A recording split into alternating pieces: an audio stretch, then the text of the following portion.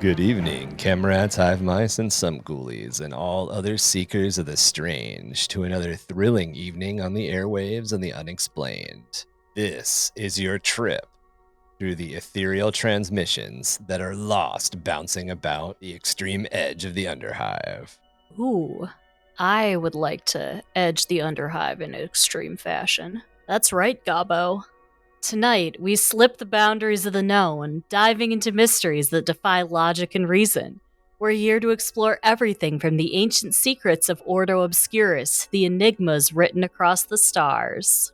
Prepare yourselves as we venture into the realms where normal and paranormal meet, and the supernatural bleeds into the mundane. No stone will be left unturned, and no whisper of the Master's will be left unheard. So dim those glow globes, settle into your most comfortable spot, and let your mind slip through the bounds of reason to wander free, to be guided through the transcendent ethereal realms. We are 665.66 UHMR Chemrat Radio, and I'll be your captain for this perilous plunge into the paranormal Goblin King, joined by the effervescent necro-death screen queen herself, Emmy. That's right. Been edging the galaxy since M8.31. A collector of the uncollectible and an enigma unto himself, it's the Archaeo Hunter, Chac. Hey guys, I wish I had something witty to say, but not today. Woody to say? Witty. Oh. Witty to say?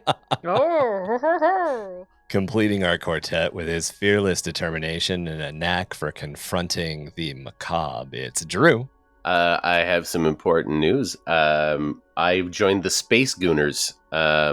So, Skibbity Rizzler. Ah, yes. Ohio. The Space Gooners from the Sigma Quadrant. That's right. Yeah, they've invaded and they've recruited me. Okay. So skibbity. We're cooked, Chac.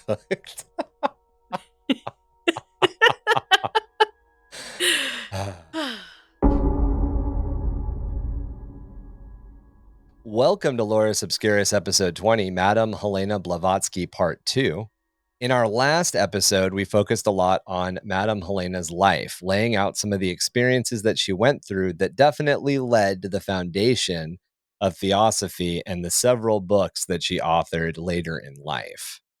Now, before we dive into our topic today, though, if you want to see all of the extra shenanigans we get into, as well as get access to an entire Patreon exclusive podcast episode each week, you can do that by going over to www.patreon.com/under the Hive of Madness. As I already mentioned, we've got that exclusive episode that comes out each week. Plus, there's a video version of this episode you're listening to right now that's a little bit more uncut, a little bit more raw, and some of our fuck ups get recorded. Ooh, yep. That's the best way to put it. Absolutely. In today's episode, we will dive down the rabbit hole of the foundation of Theosophy and her books, as well as taking a look at some of those infamous ideas that we talked about last time that are all kind of contained in this this stew, if you will, this goulash of philosophy that she built. And I called it a cult and a religion kind of cheekily a couple of times last episode. And the thing that actually separates Alcott and Blavatsky, and we'll introduce Henry Steele Alcott in this episode, but what kind of removes them and Theosophy from a traditional cult or a traditional religion is that Blavatsky had absolutely no desire to run a cult or to organize a religion, and she didn't really need money. So a lot of the things, the trappings of power that come with a cult, which are usually control and money, don't really exist that much in Theosophy. Theosophy, Well, she has said it was a book. Several. Yeah. It was a book. She has actively said several times, and this isn't like someone else, like her talking about something in the past. Like firsthand, we have her saying on a number of occasions that she doesn't feel that Theosophy is a religion. That Right. rather it is a philosophical worldview. Yeah. Right. And when you kind of step back and look at it a little bit, it's a little bit more of like almost like a cosmology. and tied that in with like a fictional history of the world. There's some D&D and 40K bullshit, definitely. Oh, for But sure. much Yeah. before D&D Yeah. or 40K 40K, existed. But like, and she ends up being very much like the Emperor in a sense that she's like, hey, like she's promoting this worldview. She's saying like, this is how the world works, and like these are my writings and my teachings, but I am not a religious leader, and this is not a religion. Yeah. Just like Right. the Emperor of 40K. And the other thing she does is, depending on who's talking to her later in life, is she's recalling some of these things, a different story she gives each time, which we mentioned last time. Mhm. Well, I was going to say, remember, this is coming out. This is also the age, like the golden age of spiritualism and all. Yes. So there was a lot of stuff going on that we might call it religion or cult or something today, but this was more of a way that people were examining the world back then. And of course, you Yeah. had people like Houdini and Arthur Conan Doyle that were trying to say, this is bullshit. You know, Houdini famously said, I am going to contact you. If this is true, I will contact you after I die. And, you know, nobody was ever contacted. They literally held seances Mhm. like specific dates and times. Like this was in Houdini's like It's like his will yeah, or something. in his will. Yeah. But yeah, because he was big about debunking these people because he felt that they were con artists and, Yeah. and scammers. and it's not like, and there were a lot of con artists and scammers, and there were also cults that were built around this. But there were a lot of people that sincerely believed this stuff, and Yeah. I think to some extent, and we don't know how much, but I think to some extent, Madam B did believe this. She was not out there like really trying. I mean, she was not out there trying to make money off of people in the way that we think of like cult leaders and all doing it these days. She wasn't Yeah. making money. She didn't even charge for her classes. One of the reasons is because this is a person of nobility, and nobility is not really a concept that we kind of have it nowadays. And there's a lot of talk now, because we're now into essentially the second/third generation of Hollywood, that there are a lot of Nepo babies that exist. There are a lot of incredibly rich Hollywood actors and actresses that did not earn their place. That is the closest to nobility. Like, if you just need a really quick template for nobility, that's nobility. Yeah. And Nobility think were about all the incredibly rich. heiresses, right? Mhm. Like Yeah, Disney yeah, didn't- Corporation, Yes. the Kellogg kids, Yeah. the But Getty Heinz- family, Heinz Yes. ketchup. the Heinz But people. that's the nobility back in this time and before it actually had a whole nother layer on top of that, and often it had this layer of responsibility. You were responsible for the people who lived on your lands, even if that system was gone. Or if the country Yeah. that you were a peer of the realm or whatever, and that actually meant something. Like maybe you were, in the House of Lords, if you're in England or whatever. This was a ruling class, and while I'm not saying there weren't horrible people, and I'm not saying that We already this talked was about like a Gilles great de Rais. yeah, a great institution. Some people had this actual concept of responsibility, and that's tempered with. Whereas I don't think you see that same sort of thing in like necessarily Nepo babies in Hollywood. You might, think but it's we're a not- little different. It's not like we should do something good with our money. It's like we have a responsibility as God-given leaders or whatever. They kind of, and what we're kind of seeing now is that and that was kind of why I brought them up rather than talking about like heirs to billionaire fortunes, because a lot of the heirs to billionaire fortunes, they might, they're doing the tax write-off side of providing money, but a lot of these like kids of famous actors, especially that are like almost third generation at this point, and like a really big example, really easy example is Will Smith's kids. Will Smith's kids all feel that they have a responsibility to like further esoteric thought and help people by sharing esoteric thought without realizing that they are bumbling bullshit. Yeah. They are stringing together words that don't make sense. And that's kind of why I went more Hollywood than Air. Well, you know, Because I I thought you were going to. I thought you were going to pull the Kardashians. Kardashians out as an example. The Are- Kardashians, They're different, and I feel like I could do an entire episode, an entire breakdown on. Actually, I have a certain amount of respect for some of the Kardashians. So, like Chris, is it Chris? Who's She's that? real. That's the mom. no, That's Okay. that's the villain. she's The the villain. villain. No, I was thinking okay. of although she had a lot of help and it was like a lot of sore stuff. What is it? Kylie Jenner with the cosmetics. Some of the kids have done relatively Again, I okay. have- But anyway, yeah.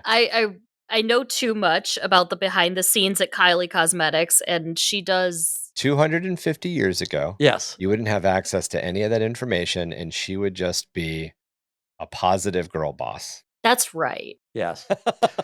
Because the 90% of the story would be completely hidden by the fact that there was no news. Yeah.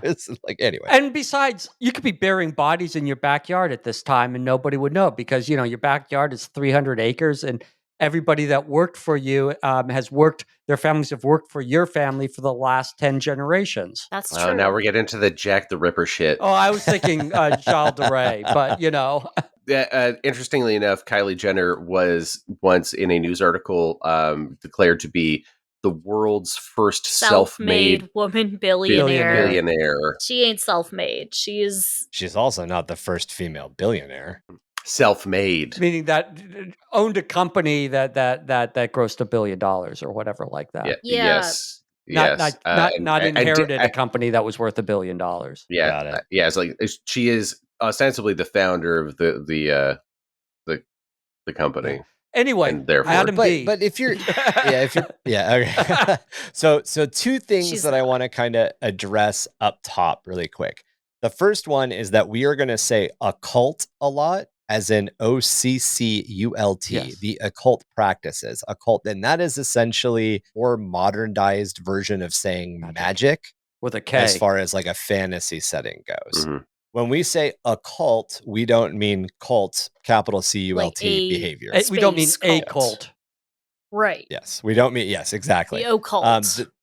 The next thing to kind of point out is that this is the height of the spiritual movement. Well, no, this is kind of the beginning of the rise to I guess this is the height of the spiritual movement. No, it's been going now because we're talking about We're like in the middle of the spiritualist movement at this point. Yeah, right. Because the revivalist movements happened because already. we're talking about in the later half of the 18th century. So Yeah. it's doing Mhm. it's doing its thing.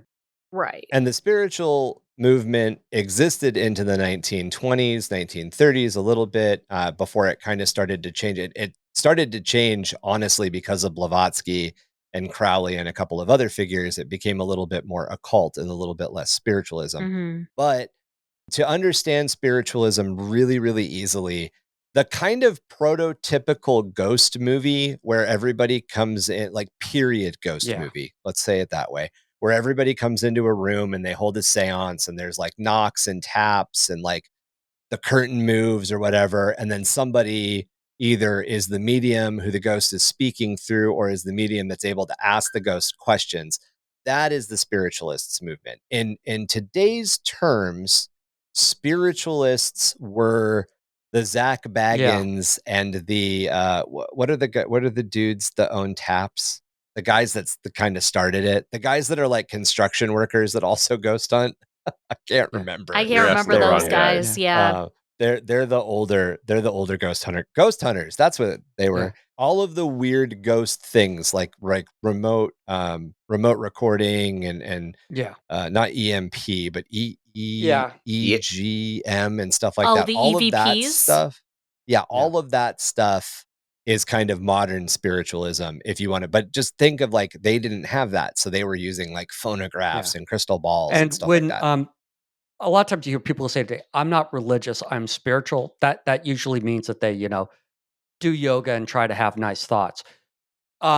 Which all comes from Madame Blavatsky, by the way. The fact that we have yoga in the United States is because of Blavatsky. But what I was getting to is that that's not what these people were like. They believed in ghosts and they believed in Yeah, all the spooky dooky stuff. And you did have the people, you had serious believers in spiritualism, and then you had fakers that took advantage of them. There's an interesting concept that exists in modern paranormal research and paranormal investigation that the phenomena is inherently adverse to being captured. It will not happen when you're recording. And because of that, because it's not, we talked about this with the Goblin universe, because it's so dependent on personal experience and because it's so adverse to being captured by like a wide audience, a lot of times these people that were caught in fraud, both in the spiritualist days and nowadays, they're caught because of the overacting part, not because it's not happening. A great example of this, which I believe, Drew, you brought up a couple of episodes ago, was the Enfield haunting. In the Enfield haunting case, the girls got caught faking phenomenon. It wasn't that phenomena wasn't happening. It was that they had actually become frustrated that it wasn't expressing in front of the investigators, so they found ways to fake it. And there's an argument to say that the same thing was happening in the spiritual movement. Whereas to where you and two people might be able to ask the ghost 3 or 4 questions and get responses, when you had 15 people there, you couldn't. And if you were trying to make a business out of it, you definitely couldn't, because ghosts don't want to enter into that arrangement, essentially. So it's interesting because there is some verified cases of shit happening when cameras aren't rolling, and then cameras get on, and even the investigators are like, no, like shit was going whack. And as soon as we turned the cameras on, everything stopped. And then we recorded for 7 days nonstop.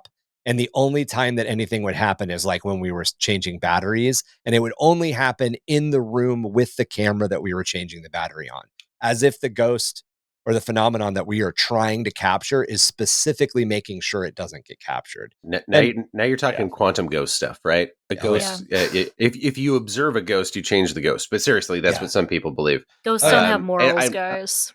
That's true. They also don't have any morals. Do not have morals. Why would they be on camera? So one of the things that I think is really interesting here is that this idea of spiritualism that we have, and this is almost like an animism revival, right? Like we're starting to apply, like we're starting to decondense our sort of like supernatural beliefs. We're going from we've gone from like a pantheon to a single god. And now we're going back to a pantheon and then back out to like ancestor worship. And that there are small bits of paranormal all around you all the time. I think that's very interesting. One of the things that happens when we research topics, and we've kind of learned how to react to it, and either making extra content for you guys or adding it to a different episode or whatever, especially when it comes to Warhammer 40K lore. But it happens every single time we do any of these deeper researches, is sometimes we're on a completely different thread and something we already talked about comes back up. And there is just kind of a weird thing that came up when I was doing research, and we're going to really quickly cover it because it applies to last episode and we didn't want to spend too much time on it. But there were some interesting things that I came across when I was looking into Madame Blavatsky's theories on some of the root races. We're getting there. That actually led to some interesting things about Nikifor. And if you guys remember, Nikifor Blavatsky is the guy that she married when she was 17. Oh, yeah. The thing is, Nikifor may have been gay or impotent, which was one of the reasons he was in his 40s and not married. At the same time, it was said by Blavatsky's sister, and it's kind of unclear as to whether or not this is something that she said and wrote down or something she said and somebody else wrote down.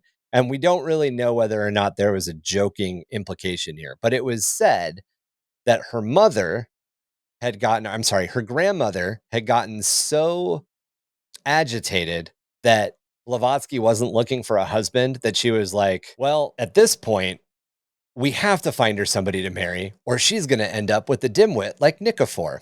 And apparently Blavatsky overheard this and was like, well, fuck you, Grandma. And then specifically went to pursue the marriage on her own, unattached to her family. So with these like 3 weird theories he was potentially gay, he was potentially impotent and incapable of having children, so getting married would have just actually hurt him socially, or the fact that Blavatsky was revenge marrying him. It kind of paints this different picture. And it also kind of jives with the fact that, like, when push came to shove, Nikifor was very much like, oh no, my wife. She ran away. Oh no. What am I going to do? Who could have seen this coming? Oh, goodbye. Because as far as we know, he never goes looking for her. Yeah. He doesn't. And there's actually a lot of evidence to suggest that he and her father were paying for her lifestyle as she was traveling around the world. In fact, the resolution that we talked about with Nikifor was apparently Nikifor being like, I'm fucking done paying for this shit.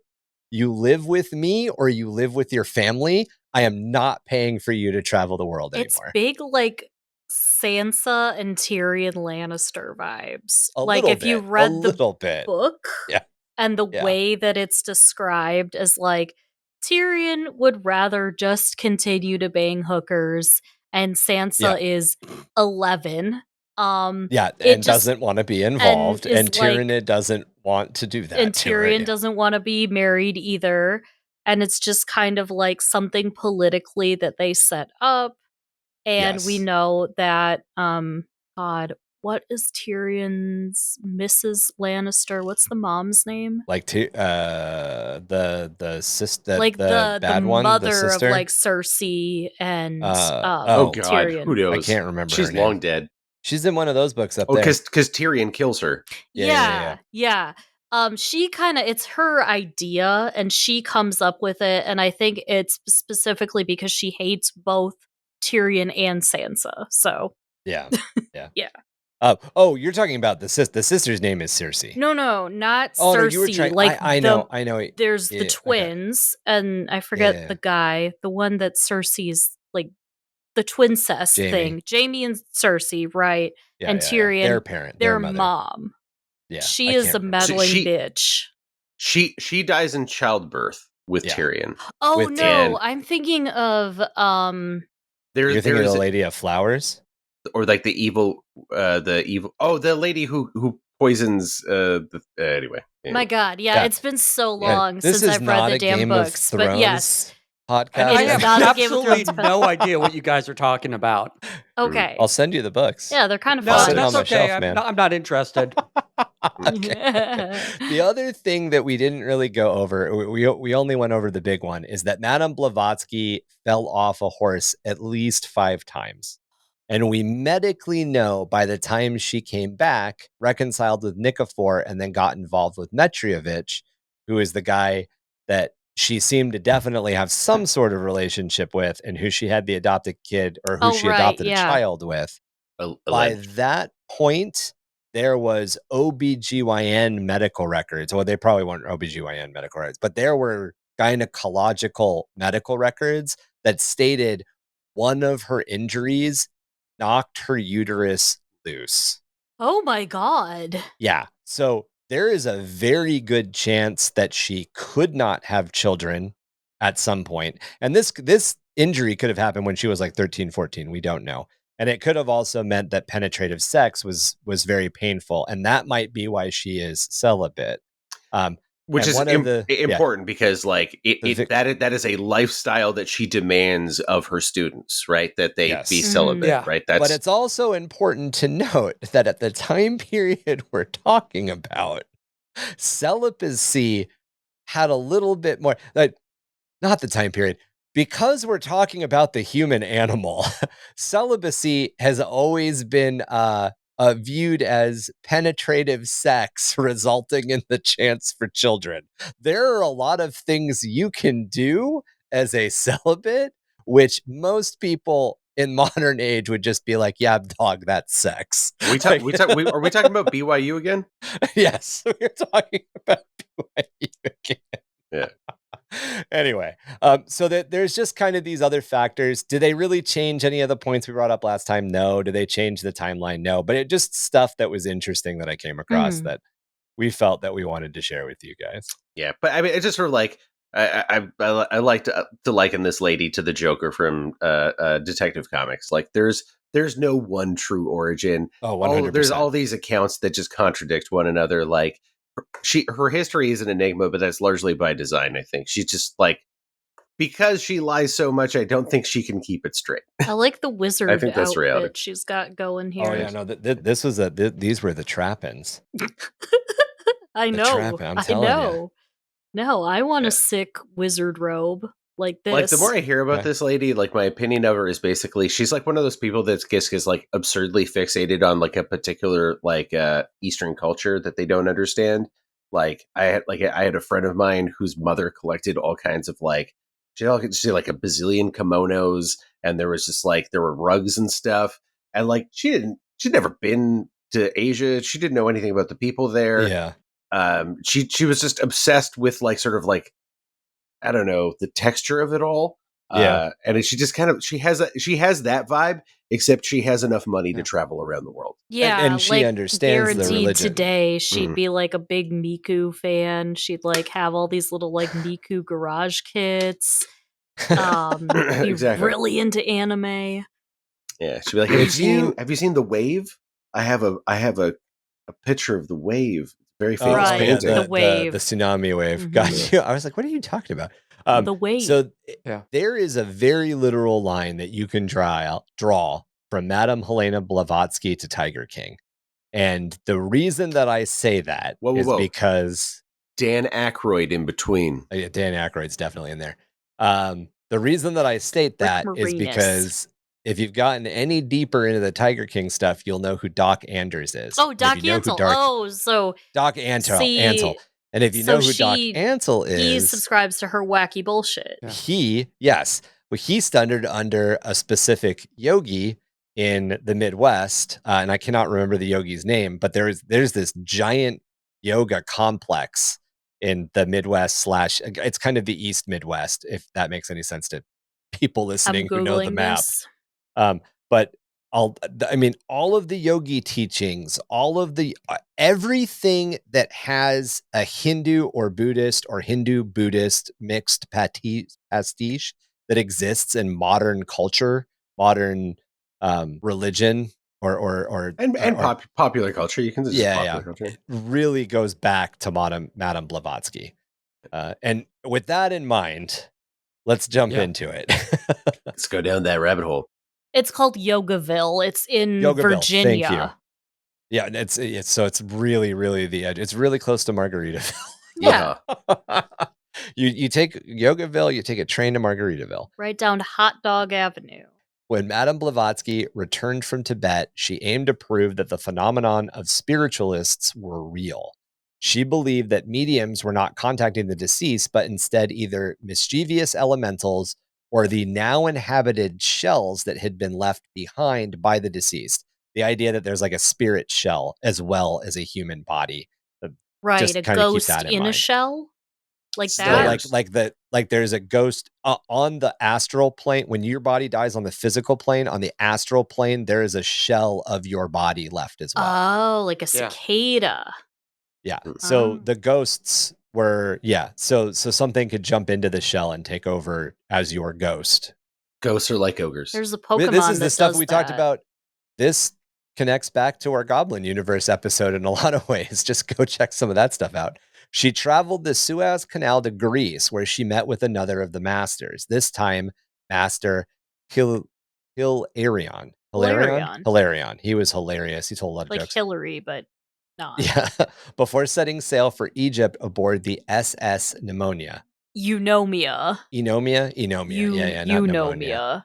Okay. Eunomia. However, in July of 1871, the SS Eunomia, not the USS, just the SS, exploded during its journey, and Blavatsky was one of only 16 survivors out of about 350 passengers that survived. This is another one of those like weird mystical accidents, it's one of these weird coincidental accidents that she seems to mystically survive. Yeah. That's the way. When she eventually returned to Cairo, she met up with Metamom again before getting together with Emma Cutting and establishing the Spirit Society, which was based largely on spiritism.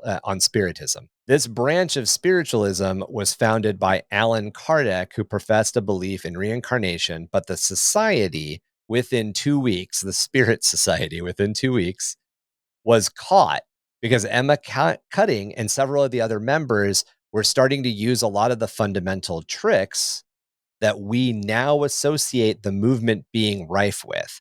Things like wearing something on your knee so you could thump the bottom of the table, or giving cues to people in other rooms that would knock on walls, or having essentially fishing line, very, very thin silk thread attached to your fingers so you could manipulate things. Oh.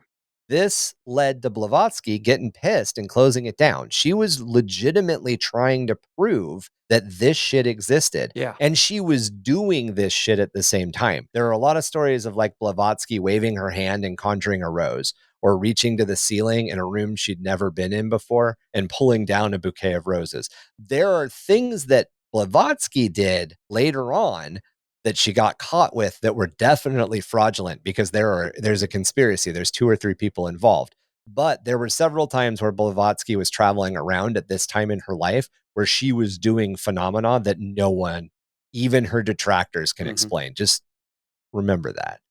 Before she was done in Cairo, however, she met with the Egyptologist Gaston Maspero and another of the masters, Serapis Bey. Sadly, it's here that she reconnected with Metrovic, although he would die really soon after of typhoid. Metrovic being the gentleman that she adopted a child with. Right. And because of this and their past relationship, which also suggests that this relationship may have been a little bit deeper, Blavatsky actually stuck around in the area for several months to essentially oversee his funeral and make sure that he was taken care of. Deeply sad. Yeah. No, she's back in the spotlight. A lot of the stuff we're talking about again, there are several people that can attest to it. Those people fall into 2 groups: her lackeys and her detractors. I just want to be perfectly honest.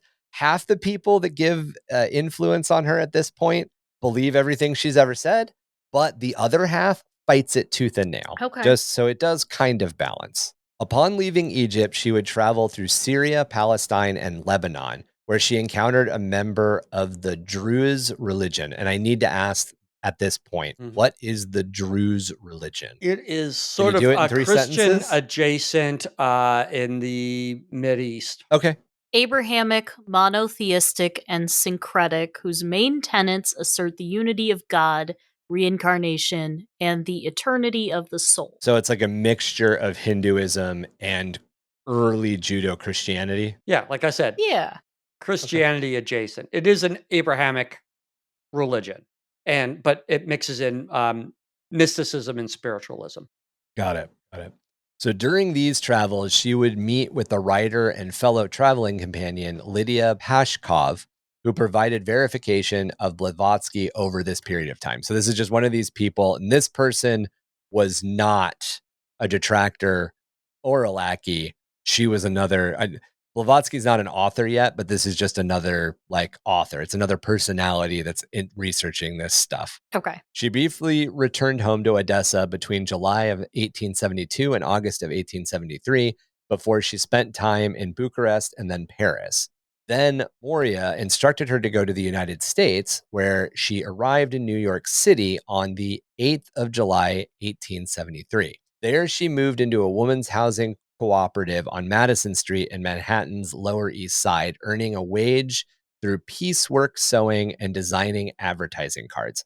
Blavatsky would continue through this entire period to work in printing and in seamstress stuff. She kind of split her work between needlework and, oddly enough, the printing industry, and the printing industry of the late 1800s.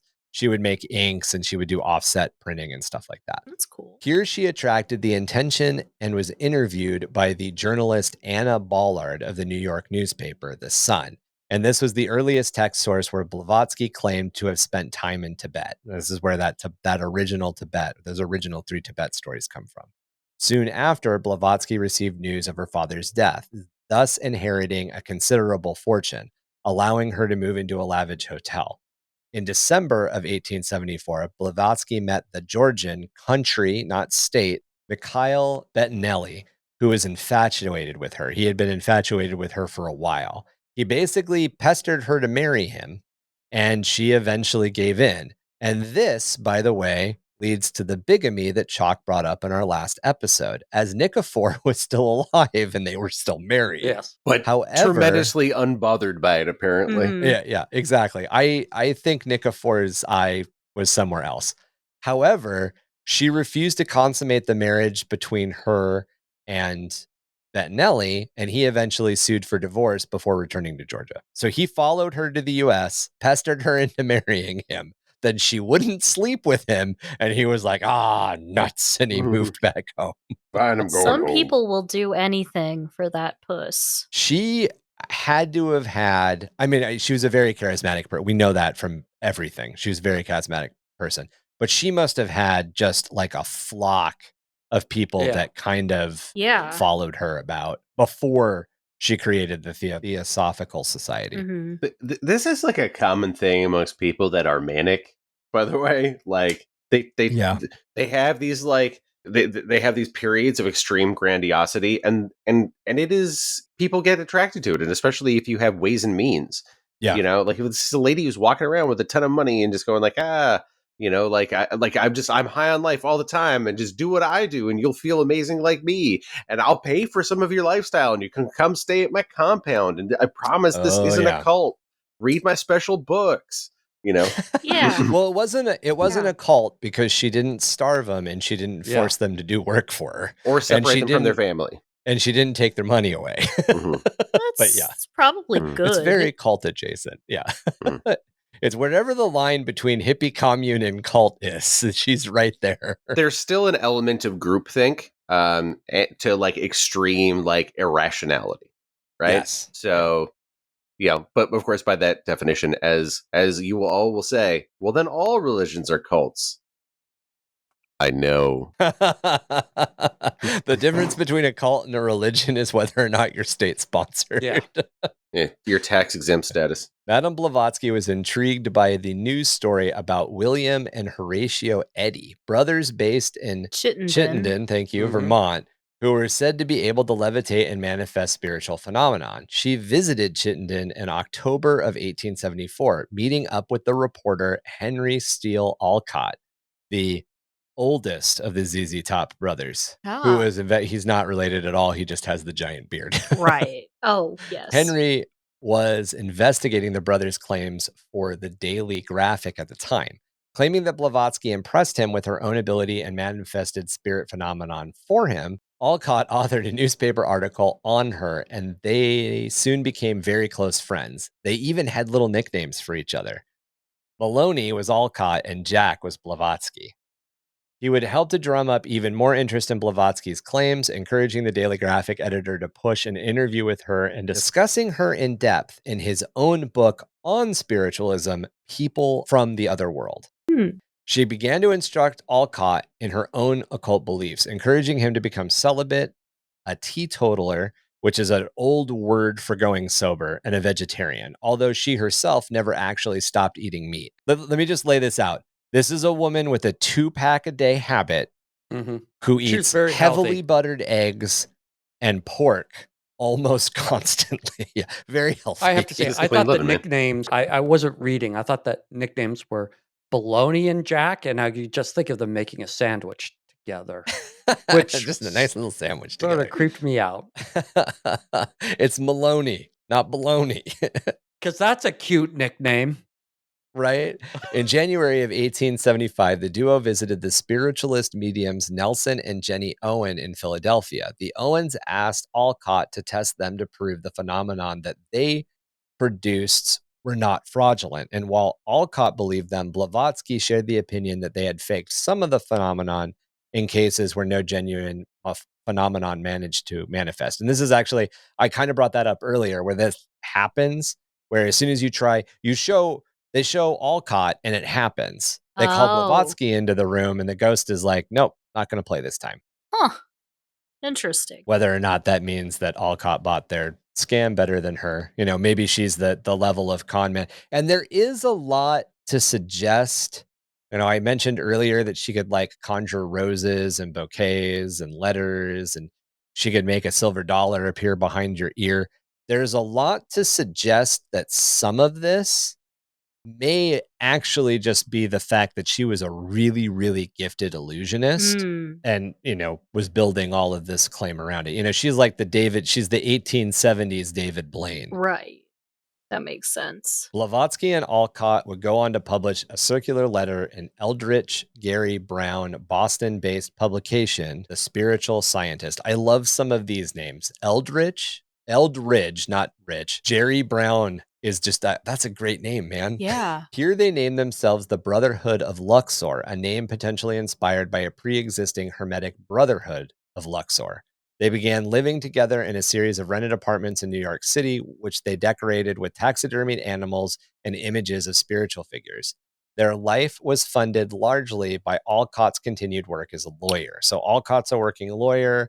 Madame Blavatsky is girl bossing it with these like small boutique businesses and all that money dad's from her money. dad. Yeah.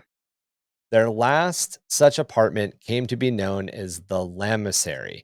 And with alleged encounters by the masters, the pair would establish the Miracle Club. So there was enough master stuff happening around the Lamasery, if you know what I mean. From the Miracle Club, they would hold lectures on esoteric themes throughout New York's social scene. They would meet the Irish spiritualist William Juan Judge through the club, who shared a lot of their interests. So there started this is the society building. They're starting to move in the right parties. They're starting to go to the right events. During a Miracle Club meeting on September 7th of 1875, Blavatsky, Alcott, and Judge agreed to establish an esoteric organization, along with Charles Sutherland suggesting that they name it the Theosophical Society. So to be clear, when we mentioned earlier that she co-founded Theosophy, it's because these people are in the room. Yeah. There are 4 of them. And the name didn't necessarily come from her. But everything that the Theosophical Society stood for is Blavatsky stuff. She wrote it. They may have helped found it, but she wrote it. The term Theosophy comes from the Greek theos, which means gods, and Sophia, which means wisdom. And I think that's Sophia, but one of you who speaks it's Sophia. Greek. Sophia. It is Sophia, okay. Thus meaning God wisdom or divine wisdom. And it's a clever name, and it's not new. and Warhammer 40K does this all the time. I mean, scientists do this all the time. Authors do this all the time. We look shit up, and then we just kind of bash it together. Yeah. The concept of Theosophy had been used in texts by the Philisthethians, and they basically a mystical society based in Philadelphia. And okay. And I was thinking Philisthethian as in the group of people. And the Christian mystic Jacob Boehme. Jacob. Boehme. That's how my buddy Jacob spells his name. So there. But yeah, probably Jacob Boehme.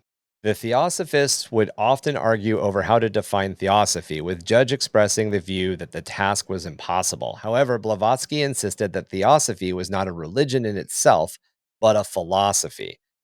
Alcott was the appointed chairman, with Judge acting as secretary and Blavatsky as the corresponding secretary. So Blavatsky specifically took a position in her own organization where she was not in charge. However, really, really obvious that she was the actual theoretician and leader, or theosophician and leader. Mm-hmm. She was the head of Theosophy. I want to say I was wrong about the whole Philadelphia thing. What did you find out? They are a staunch devotees of the truth, driving towards her with all their might. Are they Eastern European or European? UK group? And Greek. Which is what I thought. I thought it was Greek. I thought it was Philisthethian. It comes from the word gets broken up again, just like it comes from something like, Phil is loving and Aletheia is the truth. So it's loving the truth. Mm-hmm. Philanthropy. Oh yeah. Okay. Loving the truth. There you go. Or something like that. Man. Me too. Other prominent early members of the Theosophical Society included Emma Harding Britton, Signor Bruzazzi, C.C. Macy, and William L. Alden. Is that Signor or Senior? Signor Bruzizzi. Signor Bruzizzi. I love that name, Bruzizzi. I like that. That's cool. I'm probably pronouncing it horribly, but it's fine. Probably like Brueshi. or something. Come on, Italian speakers. Yeah, I'm an English speaker. Bruchesi? Bruchesi? No. Brutzesi? It's Bruzzesi. I said Bruzzesi. Bruzzesi. I think it's like a Bruzzesi. teasy like pizza, like Bruzzesi. Bruzzesi. I want to go to his pizza place now. Now that you pronounce it that way. Earlier, I was like, I don't want to meet him in a dark alley if I owe the mafia money. But the way that you said it, I want to go to his pizza place. Hey, Fry, pizza coming out. Come on. Yeah. I wonder if they're hiring delivery people. Always. In 1875, Blavatsky began work on a book outlining her theosophical worldview, the bulk of which was written in Ithaca at the home of Khorney Jokes, a professor of English literature at Cornell University. Originally titled The Veil of Isis, this is her first book that we know as Isis Unveiled. While working on the book, Blavatsky claimed to be aware of a secret consciousness within her body, referring to it as the Lodge who is in me, who inspired her work. In Isis Unveiled, she quoted extensively from other esoteric and religious texts.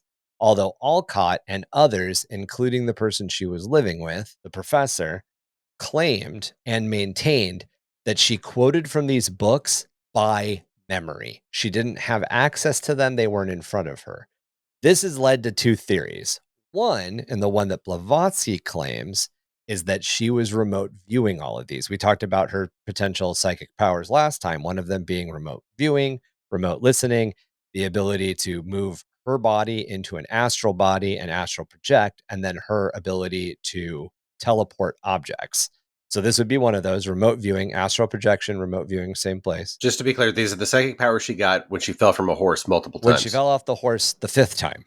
The fifth time is the time. No. The fifth time is when she got an open heart wound, to the point where, since open heart surgery wasn't a thing, it is actually kind of hinted at that she just had an open wound in her chest for the rest of her life. Oh. Yeah. So the theories here are that she was either remote viewing or that she had an eidetic memory. And several of the biographers go down the eidetic memory route. Still fucking impressive. If she is recalling books that she wrote when she was 13, whether she's remote viewing them or recalling them doesn't really matter to a certain. That's fucking impressive, quasi-mystical shit. So interestingly, my wife talks about when she was studying for her first master's. She said, my mother asked her how she knew something. She asked a question, and my wife said, "I just look at the page of the book and then I read it again." Oh wow, so yeah. I mean, eidetic memory is a thing. Yeah. It's just, to me, it's impressive. No, I think she's I wasn't downplaying the impressiveness. I was just saying that's sort of like, there's this type of like eidetic or visual learning where, not actually necessarily eidetic learning, what how my wife does it, but she doesn't store the memories in the same way, and she could just see the page again and just reread it. That's like awesome. A photographic. Madame Blavatsky in this case, by the way, isn't plagiarizing. She's not writing down these other texts and releasing them as It's her other texts. inner parasite, obviously, that's read all the books before. Man, can you imagine? It's that? not me, it's the worm. Basically, what she did was she wrote a book that distilled all of these original ideas and then synthesized them and connected them into a way that had not been brought together before. Yeah. So this is essentially her going, there are 4 religions or 4 philosophies, or 2 religions and 2 philosophies, however you want to look at it. And they all have really good ideas, and they're all the universal truth, and I need to bring them together. And that's kind of how the book evolves. And it's all based around her idea that the world's religions are all stemmed from a single, all-encompassing ancient wisdom. And this will come up again. This idea of ancient wisdom we're not done with. She then connects these ideas to Western esotericism and ancient Hermeticism and Neoplatonism. She then expands her ideas on spiritualism and provides a criticism of Darwin's specific theory of evolution, stating that it dealt only with the physical world and ignored the evolution of the spiritual realms. She was not saying Darwin was wrong. She was saying Darwin had an incomplete picture because he wasn't dealing with the ethereal, which is very interesting. Right. Those finch ghosts, man. The different beaks. Like, why didn't It's all she the- think about the ghost beaks? It's all them titty ghosts. Right? I just like the fact that finches are called tits in different countries. Oh, I'm that's sorry. right. Yeah. Oh, yeah. There was a great webcomic back in the day that was literally pictures from like the Audubon Society that had been like edited with words in them, and it was called Emo Tits. It's pretty funny. That's fantastic. The book Isis Unveiled was edited by Professor of Philosophy Alexander Wilder, and it was published in 2 volumes by J.J. Booten in 1877. J.W. Booten in 1877, excuse me. I almost said J.W. Bourbon. Right. And I read some of this, but I do want to point out that this is over 1,000 pages. Very dense. Yeah, we've made fun of Dianetics in the past, and we've made fun of a couple of these other, like, we kind of poked fun at the Goblin universe for the way that it's this is not a hard read for the same reasons. This is a hard read because it's very well written, and it's dealing with very, very interesting and in-depth philosophical ideas that are layered on top of each other to a point where it's very difficult to figure out how she's making it. She writes the connections in a way that makes sense, but it's very difficult to understand the connections she made, if that makes any sense. This is not a poorly written book. This is a dense piece of information. Good. You said dense, Chac. I should have just gone with it. I'm sorry. It's just dense. I'm gonna go sit in It is well written. my It's corner. just, by the way, you can get it online for free. Oh, yeah. Yeah. Oh, yeah. It's old enough. It's definitely old enough. It's on Project Gutenberg. It would face negative mainstream press reviews, including around 100 highlighted quotes pulled from other books without acknowledgement. One of the big things the press harped on was the fact that she's quoting all these other books and she never gives them credit. However, it proved to be a huge commercial success, with the initial print run of 1,000 copies selling out in a week. This promoted the publisher to request a sequel, which Blavatsky eventually turned down. During Isis Unveiled's success, the society remained largely inactive, and this is one of the reasons that she kind of turned down the second one. She wasn't putting as much into the Theosophical Society while she was writing. However, new lodges of the organization had been established throughout the US and in London, and prominent figures like Thomas Edison and Abner Doubleday became members. On the heels of this success, in July of 1878, Blavatsky would gain her US citizenship and almost immediately leave the US. And there's a reason. She is no longer just a Russian citizen. She's now a US citizen. And during this time, US citizens could get into Tibet fairly easily. Let me just read the beginning here. This is what we're talking about, dense. Oh, of Isis Unveiled. It is 19th century since, as we are told, the night of heathenism and paganism was first dispelled by the divine light of Christianity, and 2.5 centuries since the bright lamp of modern science began to shine on the darkness of the ignorance of the ages. Within these respective epochs, we are required to believe the true moral and intellectual progress of the race has occurred. The ancient philosophers were well enough for their respective generations, but they were illiterate as compared with modern men of science. The ethics of paganism perhaps met the wants of the uncultivated people of antiquity, but not until the advent of the luminous Star of Bethlehem was the true road to moral perfection and the way to salvation made plain. Of old, brutishness was the rule, virtue and spirituality the exception. Now the dullest may read the word of God in his revealed word. Men have every incentive to be good and are constantly becoming better. And I just want to say, the whole thing is like that. And by the way, did we mention that one of the masters is Jesus? Not one that of makes not sense. one of her not ascended one of hers. masters. She goes but- on the second paragraph. I'll just read the beginning of this. This is the assumption. What are the facts? Yeah. So she's basically saying, this is what people think, but we're now going to tell you why it's different. But so, as you're saying, she's extremely well written, or the book is, and she's a good author. It's just a hard read because it's hard to go through 1,000 pages of this. Yeah. It's a lot of heady philosophical commentary. And she also was doing this thing, I don't know if you guys picked up, where she's kind of trying to merge religion and science, and specifically cutting edge science, into a philosophical standpoint where they jive with one another. And that requires a certain amount of hoop jumping. if you will. Probably less so then than it does now. But the ideas of spiritualism and the ideas of Christianity don't necessarily match up very well. The ideas of Buddhism and spirituality don't. Like, there's all of these are all competing ideas, especially at the time. I just have to read one more sentence because this is perfect. At Rome, the self-styled seat of Christianity, the putative successor to the chair of Peter, is undermining social order with his invisible but omnipresent network of bigoted agents, and incites them to revolutionize Europe for his temporal as well as his spiritual supremacy. And that's basically like, yo, the Pope's doing shit, and I don't like Yes. it. The Pope's been doing shit for centuries. His bigoted agents. Yes. She was not a huge fan of Christianity. No. Blavatsky talked to the masters. The term ascended masters actually comes out of the people right after Blavatsky was the head of the Theosophical Society. That kind of, and it's not far enough away from the idea that there's a really like there's much of a reason to make the point that there's a difference between the masters and the ascended masters, because it's literally like 2 weeks after she died, somebody was like, oh yeah, the ascended masters. And then that was just the term they started using. But Jesus was not worked into the ascended masters by Blavatsky. That came a little bit later. And just remember, like 5 years later. Jesus wasn't Christian. Jesus was Jewish. Wait a minute. What? So, yeah, people tend to forget that. Jesus didn't follow the teachings of Cathal and all he stood for? Wait a minute. Are you telling me that Jesus wasn't intact? So, I mean, the whole thing is, so he can be in a sense, she could have beef with Christianity, and still have him as an ascended. Wait a minute. Wouldn't the foreskin of Christ be a sacred relic? Yeah.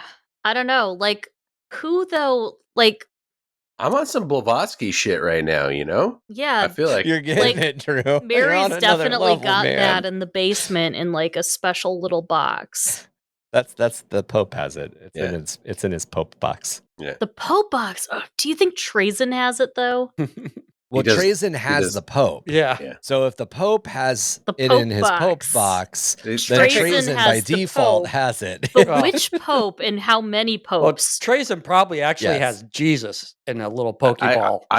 I hate to correct all of you guys. Trazen technically has the entire Vatican City, like a city in a bubble, like the okay. What was the city? The last city of Krypton that was shrunk down and put in a bottle. Yes, that's it. Yeah, exactly. But like, which popes does he have? Like, John, Francis, Innocent, Pius. The one that the one that gave birth on the throne. The female pope. Oh my god. We haven't had that. That's got to be like the space pope in the year 20,000. Oh no, we have. No. There was actually a point in the 1500s when a lot of the like 13, 14. Catholicism is really messy. We're talking about Nepo babies. It might get its own episode at some point, but Catholicism was not always women can't be part of the church and women are the root of evil. In fact, Mary Magdalene wasn't a whore until like, there were female apostles, but there was actually a female who basically cross-dressed to become the Pope, and she was not a priest. She was just her serious Nepo baby. You know, the Vatican, as corrupt as you might think it is today, it got nothing on what it used to be in the past. There's a reason it's like the 17th largest economic powerhouse in the world and like if you go by size, I think it's like the 5th. The Theosophical Society established links with an Indian Hindu reform movement, the Arya Samaj. Everybody's okay with that? Yeah, that's about right. The Arya Samaj, which had been founded by the Swami Dayananda Saraswati. Thank you. Blavatsky and Alcott believed that the two organizations shared a common spiritual worldview. At this point, the pair decided to move to India, with Alcott securing work as a U.S. trade representative in the country. They then auctioned off many of their possessions, although they kept Edison's gifted phonograph to take with them to India. And yes, like Edison. Just to be clear, I mentioned his name earlier, the Edison. The guy who electrocuted an elephant to make a point. They left New York City aboard the Canada, not for Canada. The ship was called the Canada, which took them to London, where they met with well-wishers. They then traveled next to Liverpool, boarding the Sick Hall, the Spec Hall, the Speak Hall, the Spec, the Speke, the Speke Hall, that's what we're calling it now, arriving in Bombay in February of 1879. They were greeted with celebrations that had been organized by the Arya Samaj member Harichand Chintaman before obtaining a house on Dirgamung Road, part of Bombay's native area. So originally they moved to Bombay, not to rich white Bombay. They associated heavily with Indians and every time I say Indians, I mean people in India. Yes. I do not mean the indigenous people of North America. Yes. Associating largely with the Indians rather than the governing British elite, Blavatsky took a 15-year-old Gujarati boy, Vala Babola Bula, as her personal servant. Babula. I like that. Many educated Indians were impressed with the Theosophists. Theosophists? The Theosophists championing of Indian religions. You have to put all the syllables in the word. Coming about during a period of India's growing self-assertion against the values and beliefs of the British Empire. So Blavatsky kind of right place, right time.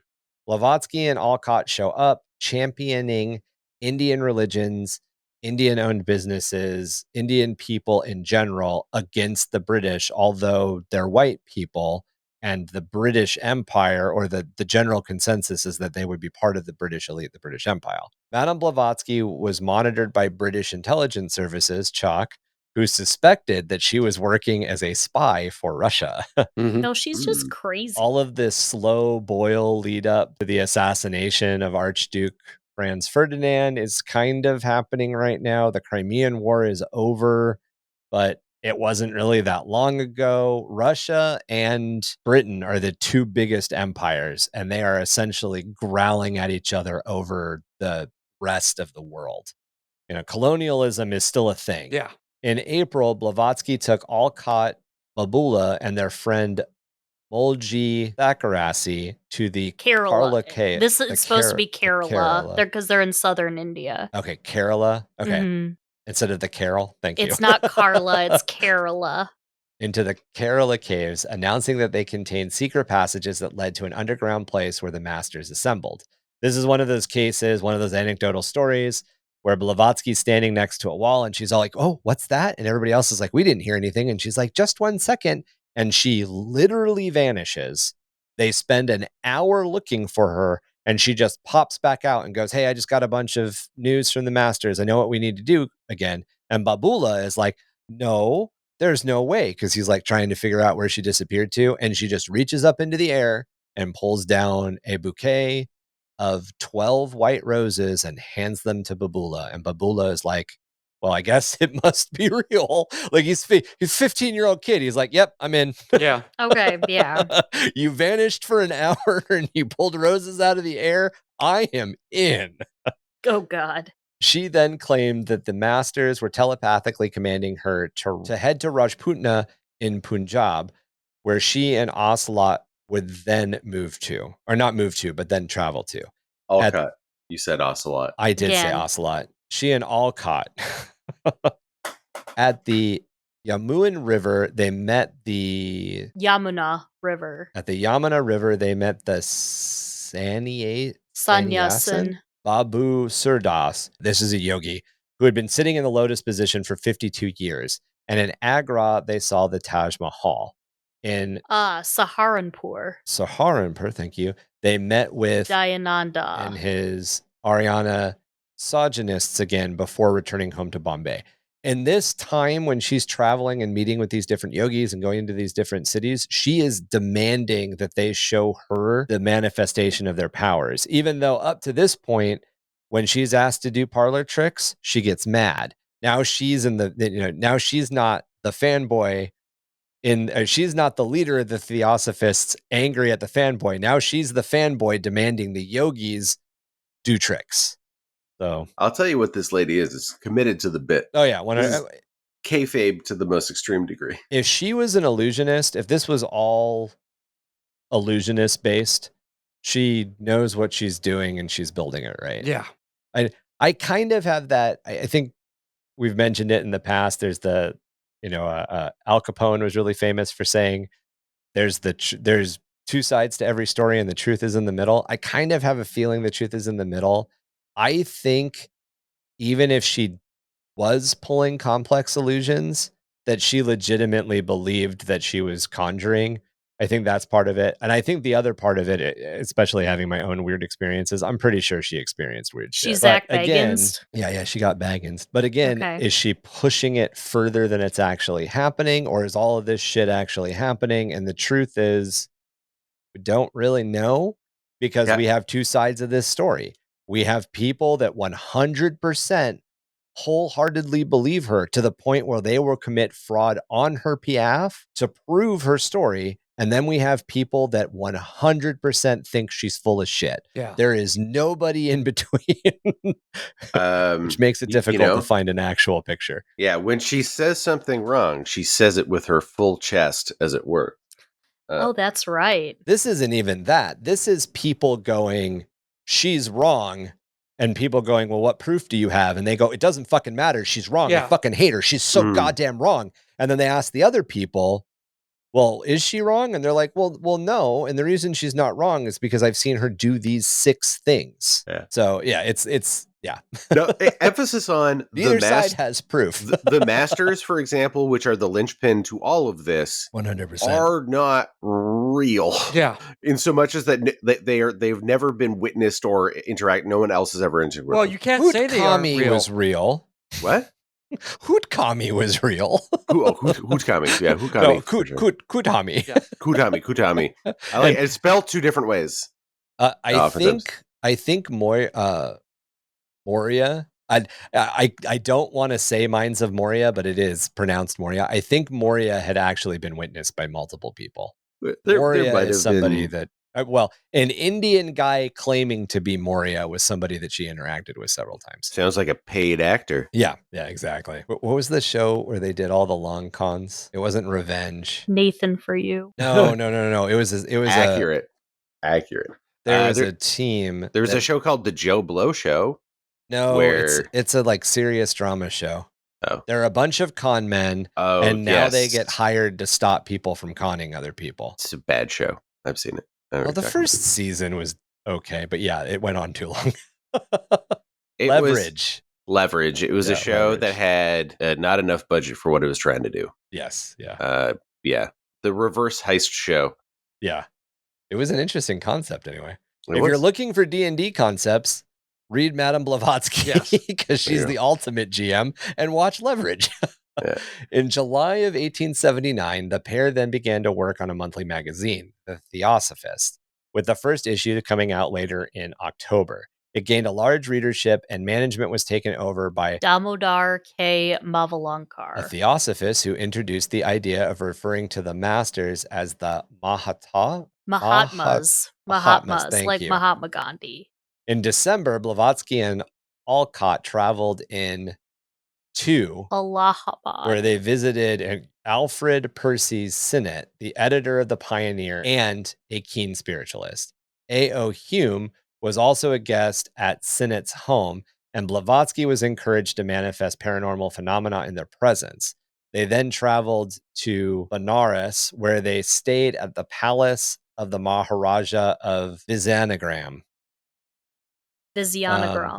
I think is how they say that one. I think Sinnett's house is where a brooch had been lost by somebody in the family several years ago. Mm-hmm. And Blavatsky took 2 nickels and rolled 2 nickels into cigarette paper and put it into her pocket, and then said, I'll let you know when the brooch is back. And then at the end of the dinner was like, oh, the brooch is back. And then Sinnett's wife wandered into the garden where Blavatsky told her to look, and there was the brooch was wrapped in the cigarette paper, which is another one of the things that several people and people who didn't believe her claimed happened. And there's not really a way to explain that as an illusionist thing because she didn't know the Synods before she met the Synods. Mhm. So like, how would she have gone about setting up this really complicated con for a group of people she didn't know she was going to meet? But you know, some David Copperfield shit though. there's definitely, there's definitely some Copperfield Like, shit going on. David Copperfield did a couple of specials where like he's like, hey, I gotta make like the Eiffel Tower disappear. I gotta make the Statue of Liberty disappear. I gotta make this giant cruise ship disappear. The first thing he says is there are no camera tricks. What you need to know is everything out of that motherfucker's mouth from beginning to end is a lie. And the first one is the biggest one. It's a camera trick. Yeah, 100% a camera trick. Like, and all the eyewitnesses, they're paid actors. Like, it is a cast, right? Like, it's the same sort of thing. Like, I am sure that she is probably doing some layer of some of this. Look, I want to put my believies on and believe that, yeah, this lady really got into something. But, like, to me, she just seems like a big con man at this point. One of her biggest detractors is Emma Cutting, who we talked about earlier, the gal that she founded the Spiritualist Society with in Cairo, and then she killed it. Oh, yeah. Emma was not happy about that. That was like one of the things that Emma was irritated about. There are other things that happen to Emma where she gets more irritated later on. But Emma, like 10 years later, essentially claimed that Blavatsky met Sinnott's daughter in Bombay, and Sinnott's daughter and Blavatsky arranged this entire thing to happen. But that legitimately was like, there is a chance she met Sinnott's daughter, but it would have been like a year and a half before she met the Synod. So it's one of the, like, you're really kind of starting to stretch in today's day and age. Absolutely not. It's not a stretch. You could pull off a con like this. In that day and age, with like, people didn't know some of these towns or cities existed, or you didn't know who controlled them. You didn't know who the governor was going to be. They could be replaced by British royalty at any minute. They could be replaced by imperial law or whatever. There is no real way to guarantee any of this shit would go off. Did that not mean that she didn't have 30 cons running and you only need 5 to go off? Blavatsky and Alcott were then invited to Ceylon by Buddhist monks, where they officially converted to Buddhism, being the first from the United States to do so, taking the 5 precepts in a ceremony at Ramayana Nikayana in May of 1880. Touring the island, they were met by crowds intrigued by the unusual Westerners who embraced Buddhism rather than proselytizing Christianity. Their message proved a boost to Sinhalese national self-esteem, and they were invited to see Buddha's tooth and candy. This is Ceylon is like what is now called Sri Lanka, and they call themselves Sinhalese. So. Yes. And you can still, the tooth is still there. And this was the time where she learned that her old friend, Emma Colum, formerly Emma Cutting, that gal that we just talked about again, and her husband had fallen onto pretty bad times in Ceylon. Blavatsky invited them to move with her to Bombay. So this is essentially what happens. They run into these people in Ceylon, find out they have no money. Blavatsky says, come move with me into my compound in Bombay, into my house in Bombay, but I'm not going to pay for you to get here. And Emma and her husband gather the money. They go back to Cairo. They gather enough money to move from Cairo to Bombay. So they were not in Ceylon because they had moved to Ceylon. They still lived in Cairo. They just happened to be there at the same time. Once Emma and her husband move into the home in Bombay, they annoy the shit out of Rosa Bates and Edward Wimbridge, 2 American theosophists who were also living with Blavatsky at the time. And when Blavatsky sided with her old friend, Emma Cutting, now Emma Colum, the Bates and Windridge were like, fuck this shit, and moved back to the US. They got like, so this is kind of pointing out the character of Emma. Emma is not a force for good. Maybe she's a force for good. Emma sounds like a difficult to deal with person. That's what she really does. I mean, all of these people sound like just awful. She sounds like she'd be at home on Bad Girls Club. Exactly. She's just lying and just being messy. It's the 3 o'clock conversation about philosophy when you're like, dude, I need to go to bed. Yeah. But it's their entire life is that 3 a.m. half drunk conversation. No, thank you. At this point, Madame Blavatsky was invited to Simla to spend more time with the Sinnets, and there performed a range of materializations that astounded the other guests. And in one instance, she allegedly made a cup and saucer materialize 6 to 8 inches under the soil during a picnic. And there was I think there was one of those interestingly named people where his name was General, but he was like a major or something in the British Army. So like his name was General something, but he was Major General, but he wasn't a Major General. And he did he went back after he dug a bunch of holes to try to figure out how Babula had gone out and buried the saucer and cup before they had the picnic. But like Blavatsky would have had to memorize the position where they had the picnic, had her boy go out and bury the stuff, and match the Sinnet's traveling china, which she had never seen before, in order to pull this off. So, but then again, it could just be, it could just be there happened to be a pottery shard there, and the story has grown up a little bit in time. Sinnet was eager to contact the masters himself, and he convinced Blavatsky to facilitate this communication, resulting in the production of over 14,000 pages, or 1,400, excuse me, pages allegedly authored by Kut Humi and Moria, which became known as the Mahatma letters. Sinnet summarized the teachings contained in these letters in his own book, Esoteric Buddhism, published in 1883. Although scholars of Buddhism like Max Mueller publicly highlighted that the content was not Buddhist, and Blavatsky herself disliked this misleading title that Sennett put to the book. Now, Emma had the room above Blavatsky's spiritualism room, and Blavatsky ordered Emma to cut a hole in her floor and then reach down through that hole and cut a slit in the ceiling fabric of the house in Bombay. And the reason that the houses in Bombay have ceiling fabric is because you didn't want a spider or a snake to drop on you and murder you in the middle of the night. This is like a legitimate thing in this time period. So the ceiling fabric prevents this how? Because they fall onto the fabric. Yeah, they fall into the fabric. Okay. It's like a drop ceiling.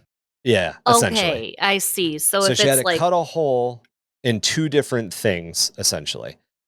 And then what Blavatsky would do when she was receiving the letters from Sinnet is she would like essentially like reach up, humana, letter. Oh. This is known because other Theosophists were able to go back later and verify that the hole in Emma's floor existed and that the slit in the drop ceiling existed. After Emma I thought this was going to be a glory hole situation.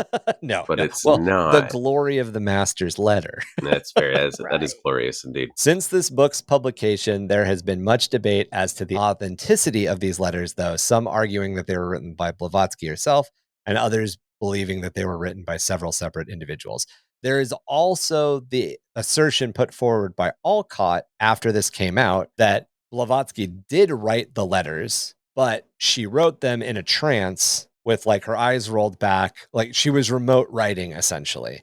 But in order to judge it a little bit, they came up with this materialization prank. And this gets back into that same thing that we mentioned. Every once in a while, people who are experiencing actual supernatural or paranormal phenomena judge it. And as soon as you judge it, no one takes you seriously anymore. Like you can't. Well, we caught you faking it, so now you're a faker. Yeah.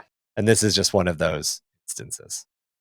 Theosophy proved unpopular with both Christian missionaries and the British colonial administration, with India's English language press being mostly negative towards the society. This didn't diminish the group's popularity, and branches sprung up across the country. Blavatsky had pushed mostly for growth among the native Indian population rather than among the British elites, but she would eventually move into a comfortable bungalow in the elite Bombay suburb of Breach Candy in an effort to be more accessible to Western visitors. There was a point where she's like, membership needs to be a little bit higher. Let's get the whites in there too. Yeah. Alcott established the Buddhist Education Fund to combat the spread of Christian faith in Ceylon and encourage pride and interest in Buddhism. Blavatsky was diagnosed around this time with Bright's disease and moved to Madras, hoping the weather would be more conducive to her condition. Then in November of 1882, the society would purchase an estate in Adyar, which became the permanent headquarters from then on. A few rooms were set aside for Blavatsky, who would move into them later in December. She continued to tour the subcontinent, claiming that she then spent time in Sikkim in Tibet, where she visited the teacher's ashram for several days. And her teacher would be Hoot Kumi. Yes. So she went to his ashram. With her health continuing to deteriorate, she agreed to accompany Alcott on his trip to Britain, where he was planning to argue the case for Ceylonese Buddhism and sort out problems with the society's London-based lodge. It would probably be Ceylonese. Ceylonese? Because it's from Ceylon. And Alcott ran the organization. Like, Blavatsky was the organization. Alcott ran it. Alcott was the Alcott is the administratum. Yes. The entire administratum in one man.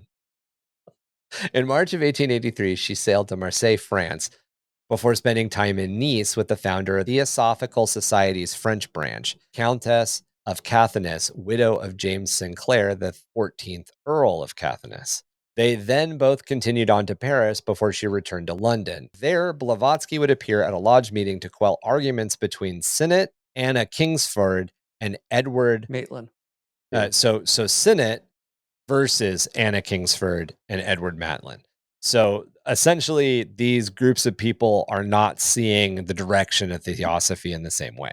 Kingsford, who Blavatsky thought of as an unbearably snobbish woman, was unsatisfied with the decision and would split from the Theosophical Society to form the Hermetic Society. Madame Blavatsky would also contact the Society of Psychical Research, SPR, through Frederick W.H. Myers. They requested to undertake a study of her and her paranormal abilities, although she wasn't impressed by the organization and mockingly referred to them as the Spookical Research Society. The Society for Psychical Research still exists.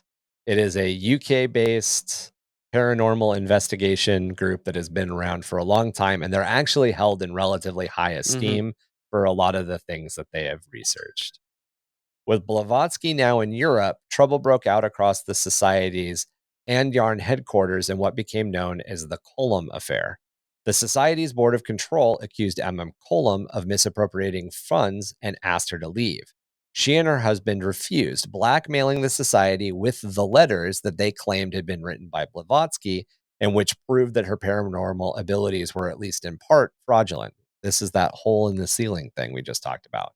The Society refused to pay in to the blackmail, though, and kicked them to the curb. They had to be physically, picked up and thrown out. Jesus Christ. Yeah. Spurned, the couple turned to the Madras-based Christian College magazine, which published an expose of Blavatsky's fraudulence based on the column's claims. The story attracted international attention and was picked up by the London-based newspaper The Times. This is how Blavatsky found out about it.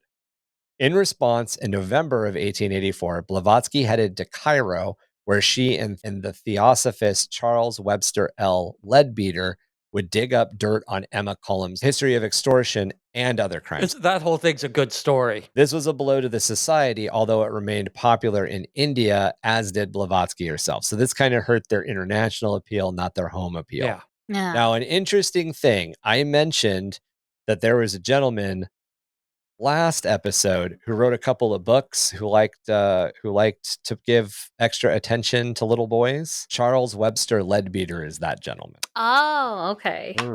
Yeah. Nice. He was the pedo in the soup. Apparently, you've got to have one if the organization is large enough. Right. Makes sense. They kind of do attract them. That they're usually at the top, though. Well, I guess he is at the top. I mean, if you can explain away Nambla. No, I can't. Go back. It's Well, like the second South Park. It's an organization of like-minded individuals who believe. Drew actually told me all about them. Oh, there's a great. You should watch the South Park episode. Yeah, Cartman is great. Specifically, slid into my DMs to tell me about Nambla because I asked a question in a group chat. Yeah. That's Yeah, okay. that's the how we beginning of met. your. Would Yeah. I love Let me it. tell you about when you Nambla. talk about Nambla, please don't use words like slid in. That's kind of how it What's went. wrong Hey. with the National Marlon Brando Actors Association or Lookalike Association or whatever it was?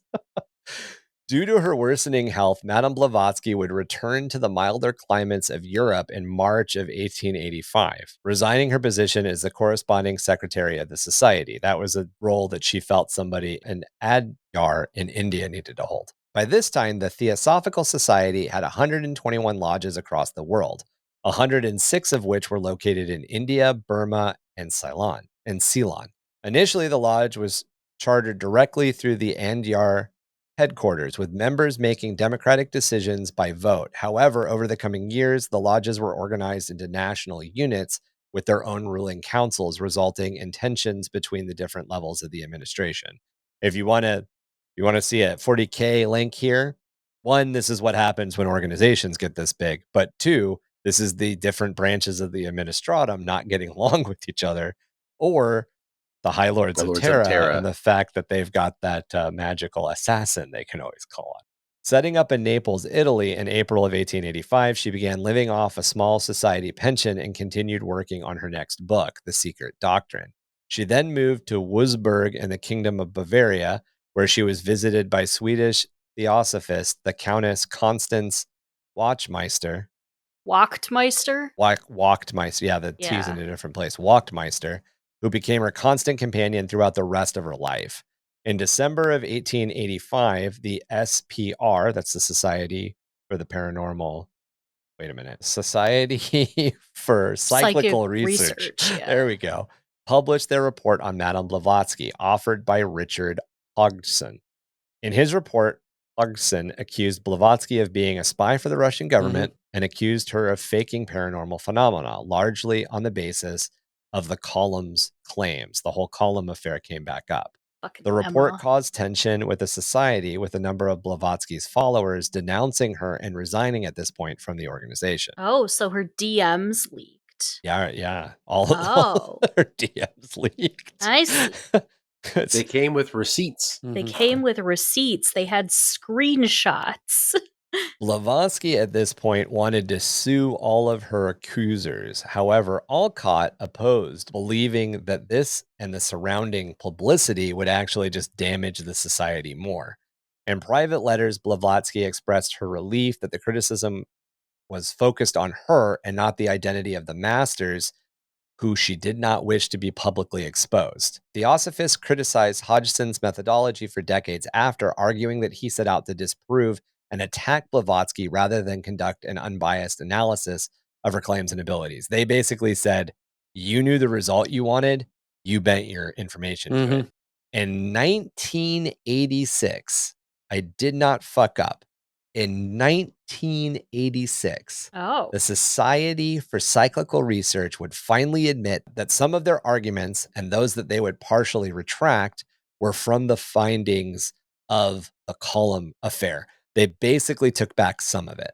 However, Johnson commented that the Theosophists have overinterpreted this complete vindication when in fact many questions raised by Hodgson remain unanswered. So essentially, the Theosophists were like, major victory, they've completely cleared your name. And then one of the writers at the time was like, nope, no, we only partially wheeled it back.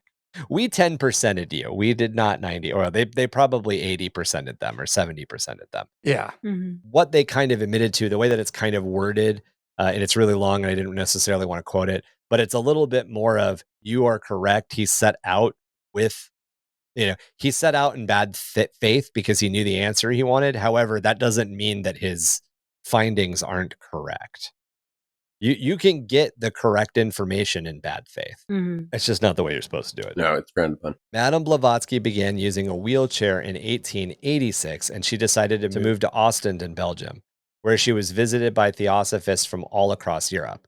Among them was the Dr. William Ashton Willis, who treated her during a near-fatal illness in March of 1887. She received messages from members of the Society's London Lodge who were unsatisfied with Sinnett's running of it, believing he was focused on upward social mobility rather than encouraging the promotion of Theosophy throughout the society. So Sinnott was the guy who lived, by the way, in what is now Pakistan. Mm-hmm. Obviously, the British Empire relocated him to London at some point. His story is its own thing, but realize this is a dude who used to be like a viceroy or who is a viceroy, has some sort of position already in high society, but he's trying to essentially push himself as a theosophist, believing that if a theosophist has more upward mobility, theosophy will have more upward mobility. And Blavatsky was like, no, don't do the tag along.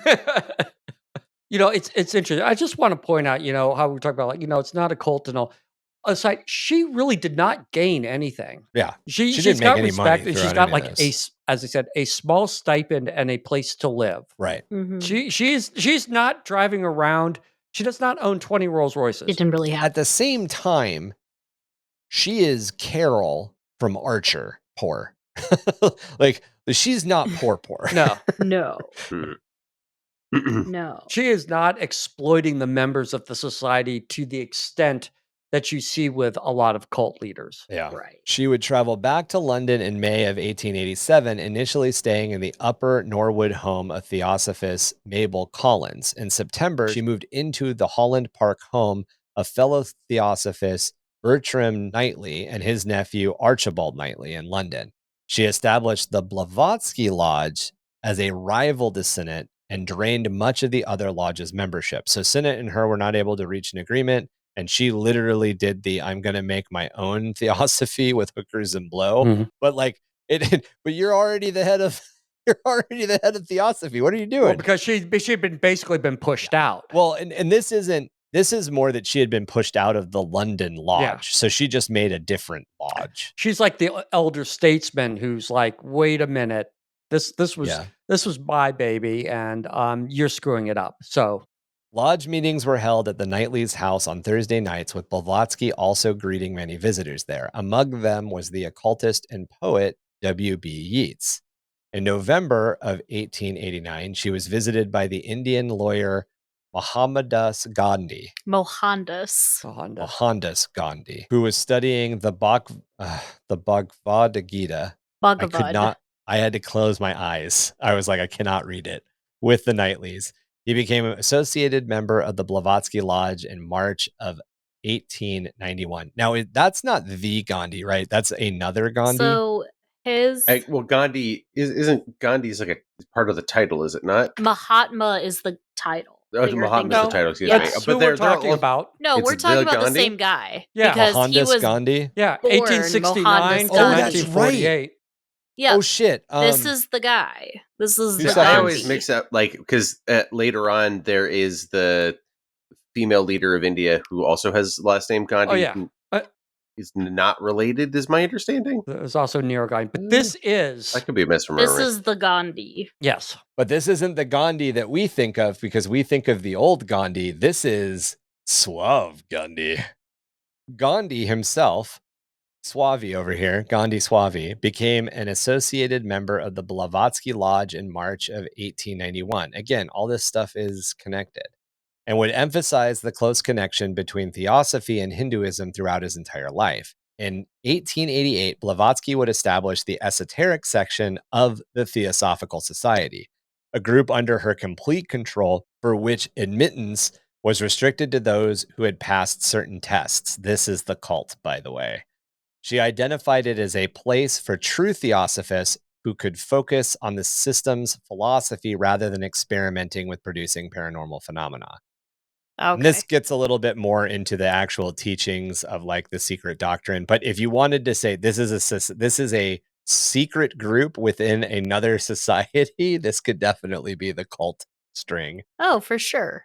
We're in our cult era. Annie Besant reviewed The Secret Doctrine for the Pall Mall Gazette. Is this like the cigarette magazine? Is this what we're doing when we're the same thing? Smoke a Pall Mall, read the Pall Mall Gazette. It's got to be. It has to be. I just like like that.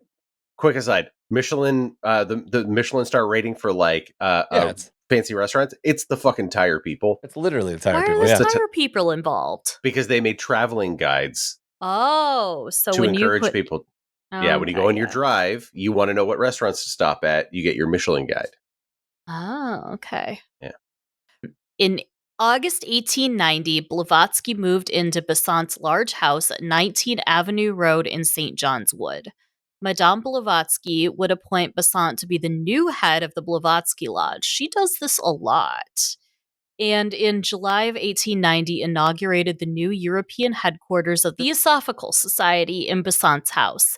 Here, she authored a book containing questions and corresponding answers, The Key to Theosophy. This was followed by The Voice of the Silence, a short devotional text which she claimed was based on a Censor text known as the Book of the Golden Precepts. As with the Secret Doctrine, most scholars of Buddhism have doubted that this latter text was an authentic Tibetan Buddhist document. She continued to face accusations of fraud. U.S. newspaper The Sun published a July 1890 article based on information provided by an ex-member of the society, Elliot Coues. Blavatsky sued the newspaper for libel, and they publicly retracted their accusations in September 1892. Later that winter, Britain had been afflicted by an influenza epidemic. Blavatsky contracted the virus, which led to her death on the afternoon of May 8th, 1891, in Besant's house. The date would come to be commemorated by the Theosophists ever since as White Lotus Day. So the connection between Pall Mall Gazette and Pall Mall cigarettes is Pall Mall is a famous street in London that has a lot of gentlemen's clubs on it. And this would be that era's gentlemen's club, so they weren't quite, that doesn't mean strip club. Okay. It implies strip club, but it doesn't mean strip club. This is me hitting the pen and exhaling and saying, guys, are you familiar with the children's white people anime Avatar: The Last Airbender? Yes, ma'am. Okay, this is a piece of media that I've seen recently. Did not see it as a kid, but I have seen this as an adult. And there's this guy, right? Uncle Iroh. And he is a bit of a philosopher, he's something of a scientist himself.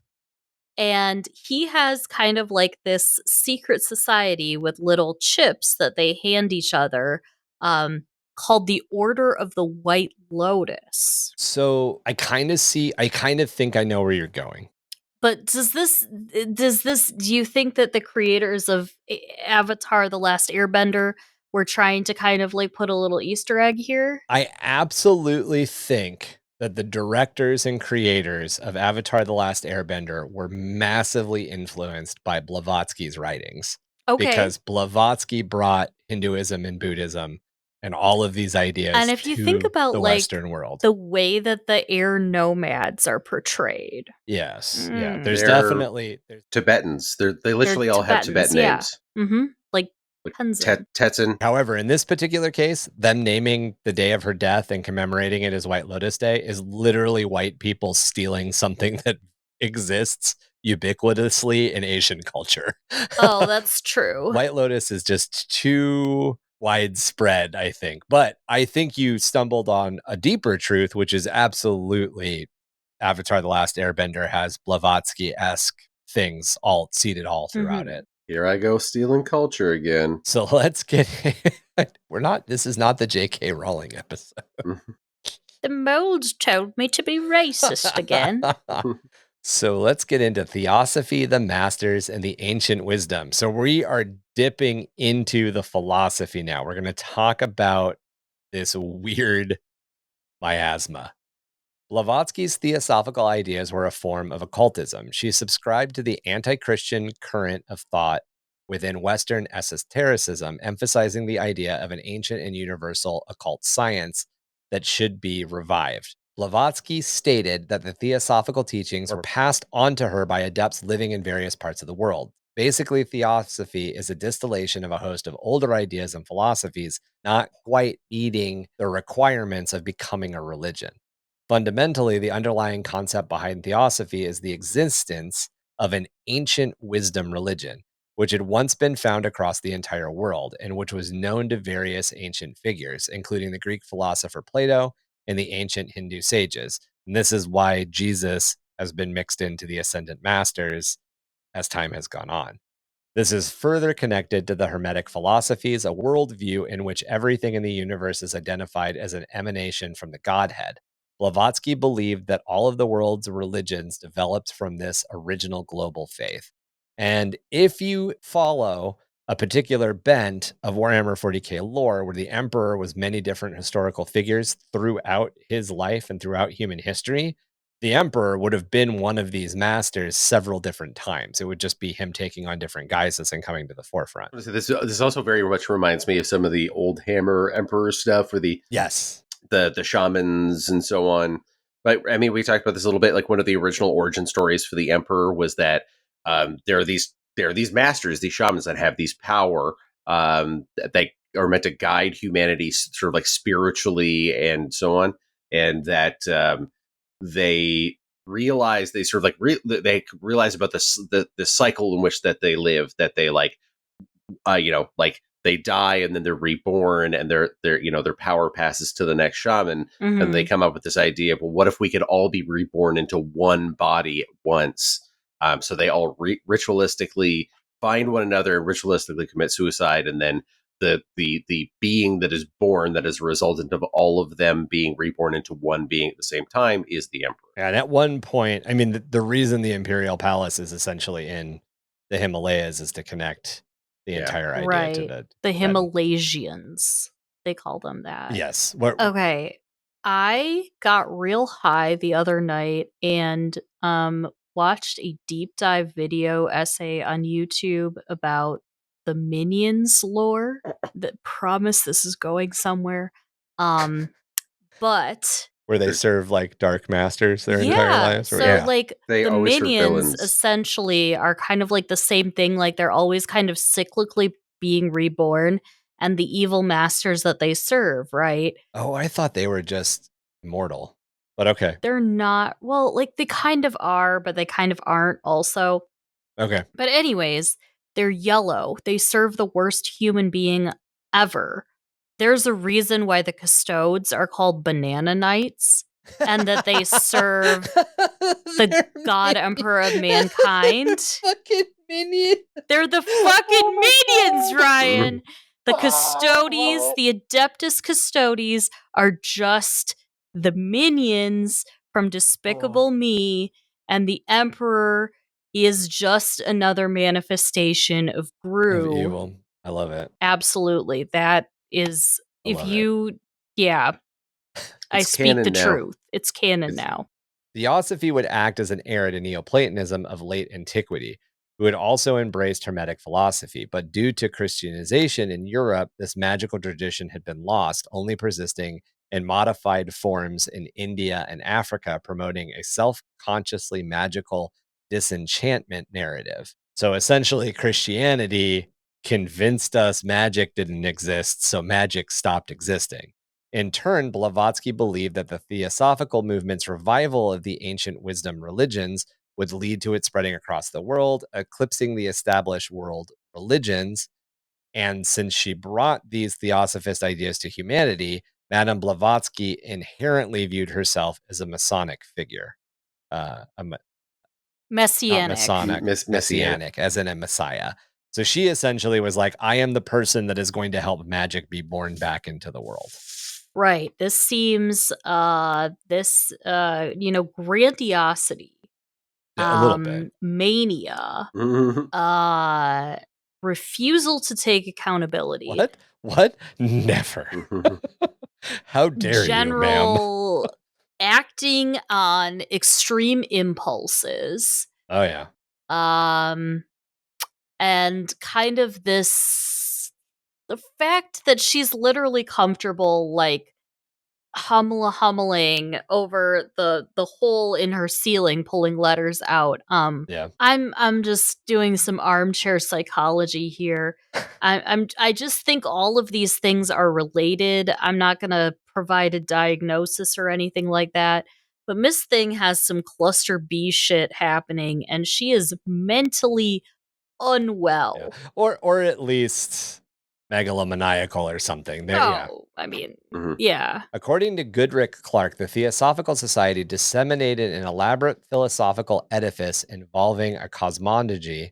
Cosmogony, the Cosmogony. macrocosm of the universe. Oh. Yeah, spiritual hierarchies and intermediary beings, the latter having corresponded with a hierarchical conception of the microcosm of man. Officially, the society based itself upon the following three objectives: to form a nucleus of the universal brotherhood of humanity without distinction of race, creed, sex, caste, or color, to encourage the study of comparative religion, philosophy, and science, and to investigate the unexplained laws of nature and the powers that were latent within mankind. Peter Washington believed that the purpose of these three precepts was to lead to the discovery of powers latent within man through the occult study of science, philosophy, and religion, which shall be the preferred route to the social harmony and equality, which will preconfigure and perhaps become the divine harmony of, obviously, mankind. While living in New York City, Madame Blavatsky had referred to herself as Buddhist, although she only officially embraced Buddhism later when she lived in Ceylon. However, Gary Lackman stated that her Buddhism was highly eccentric and had little to do with Buddhism of scholars like Max Mueller or what your other average Buddhists believe. Madame Blavatsky argued that Buddha had sought to return the teachings of Vedas, and that Buddhism therefore represented a more accurate survival of ancient Brahmanism than modern Hinduism. Although critical of Catholicism and Protestantism and opposing their growths in Asia, she remained highly sympathetic, weirdly enough, to the Russian Orthodox Church throughout her life, commenting that with the faith of the Russian Church, I will not even compare Buddhism. So she definitely had this, like, the truth is somewhere between Buddhism and Hinduism. And a lot of Buddhist scholars are like, so that means you're not Buddhist, as to where a lot of Hindu scholars are. We don't have a lot from the Hindi side, which kind of leads me to believe the Hindus are a little bit more accepting, but who knows? Okay, so the way that I interpret this, right, is that she's got she's got her Theosophical Society. Uh Buddhism is pretty, like, there's the Indian depiction of Buddha versus the Chinese depiction of Buddha. We think of, right, the Chinese Buddha is like the, like, happy Buddha, like the fat Buddha, whereas in India, right, he's like the starving beggar. Um and the Right. way that the Vedas, which is like it's basically like the Sanskrit Buddhist Bible, if you want to think of it that way, right? The way that this is broken down, and the Chinese people and like the Zen Buddhists interpret the Vedas way, way different than the Hindus. And the Hindus kind of like essentially make Buddhism like work in much the way, because we mostly have a Warhammer audience here. Uh, the Adeptus Mechanicus, who the cult Mechanicus, worshipped this guy called the Machine God. And Right. the Empire was like, hey, you guys make guns good.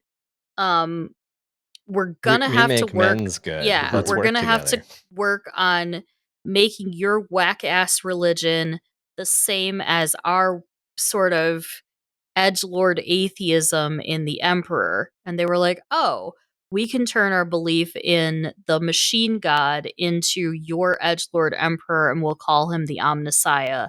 And then to even like further reinforce it, like the Bhagavad Gita, The Bhagavad Gita. yes, thank you, and all of these documents, I said, The all of these Ramayana, yeah, all that good stuff. old texts talk about a wealth of gods, and Yes. the Mechanicus talks about a wealth of gods as well. Yes. Now, in modern times, in modern 40K, it's more about machine spirits, but there was a time where the Mechanicus had like kind of more than just yeah, one exactly. god. So they've kind of gone, okay, we're gonna work this into the Imperium of Man's beliefs. We're gonna call it the Omnissiah, and it's very much the same way that like Indian and Chinese Buddhism diverge, because Yes. the Chinese, right, their whole like if they have a polytheistic side of it, it's a lot of like ancestor worship at the time of the Vedas.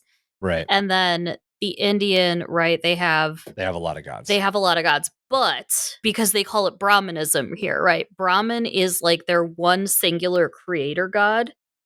And it's like and then Hinduism he's is got like backdoor monotheism.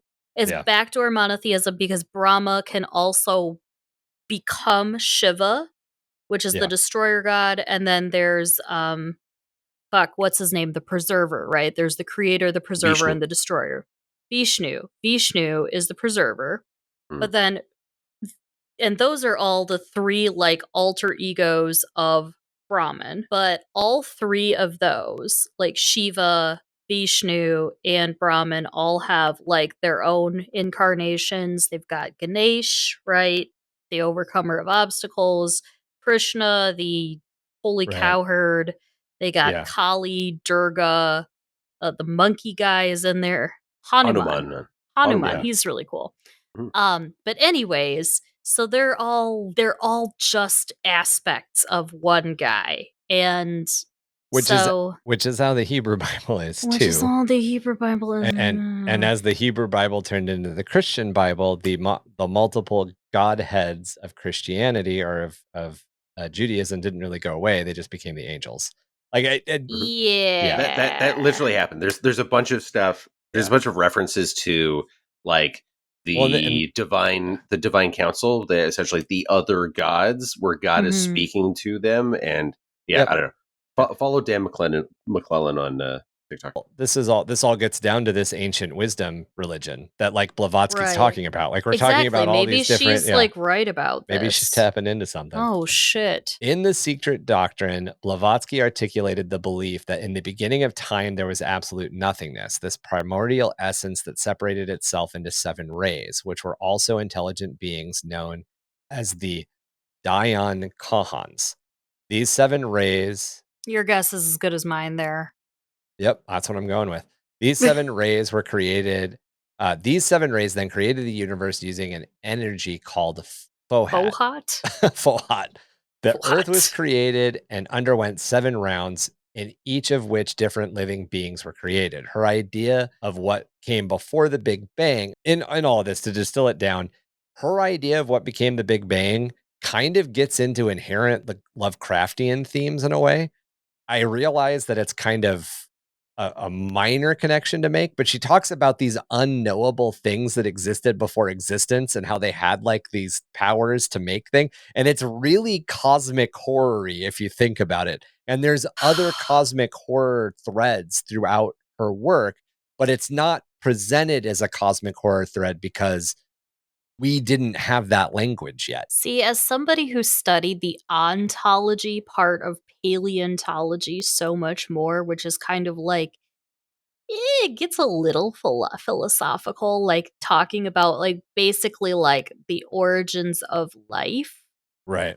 I don't want to sidebar us too much, but this is not at all aligning with what is largely scientifically accepted. Obviously, there's a lot of different hypotheses. There's a lot of different things here, but it's going to get a lot worse before we're done. There's no talk of potential energy. There's no entropy. We're not talking about a closed or open system here. Well, she did talk about all of this stuff, but she talked about it from an 1880s perspective, 1880s, 1890s perspective. One, because a lot of the language that we're using, that we use now, wasn't used then.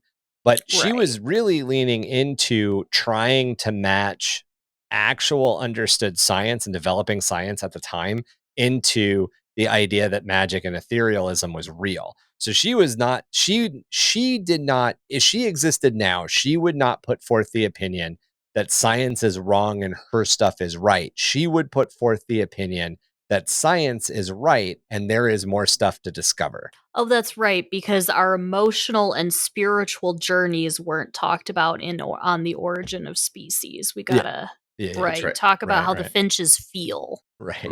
And the finch ghosts. Here's where it gets interesting. Okay. Blavatsky advocated the idea of the root races, each of which was divided into 7 subraces. These aren't races as it's most often used today, but it's much closer to the idea of races or factions in gaming. In fact, a lot of the ideas behind the root races can be very easily looked at, and you probably should do this, through a lens of gaming. It's also emerging in the concepts of the divine intelligent creation and Darwin's theories on evolution.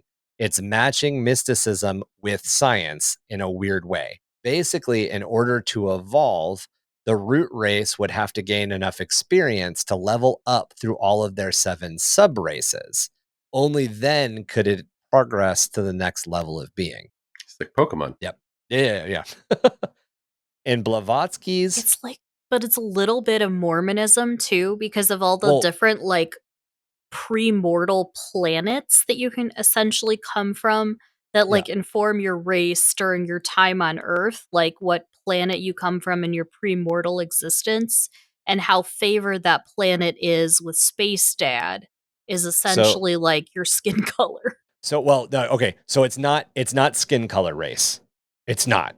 It like Okay. legitimate. That's why I tried to compare it to like fantasy races and fantasy like factions.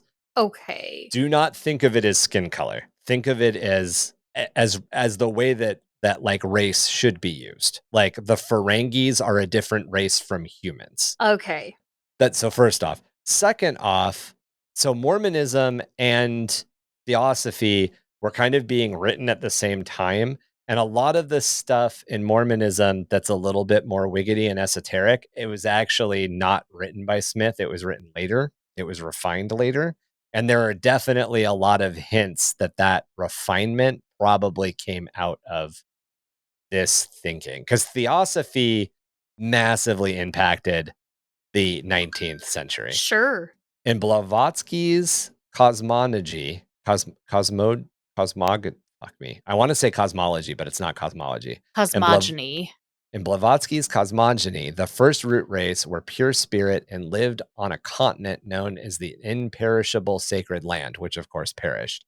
Those were the Etherians. The second root race, known as the Hyperboreans, were also formed from pure spirit and lived on a land near the North Pole, which had a mild climate at the time. The third root race, known as the Lumerians, lived on a continent of Lumeria.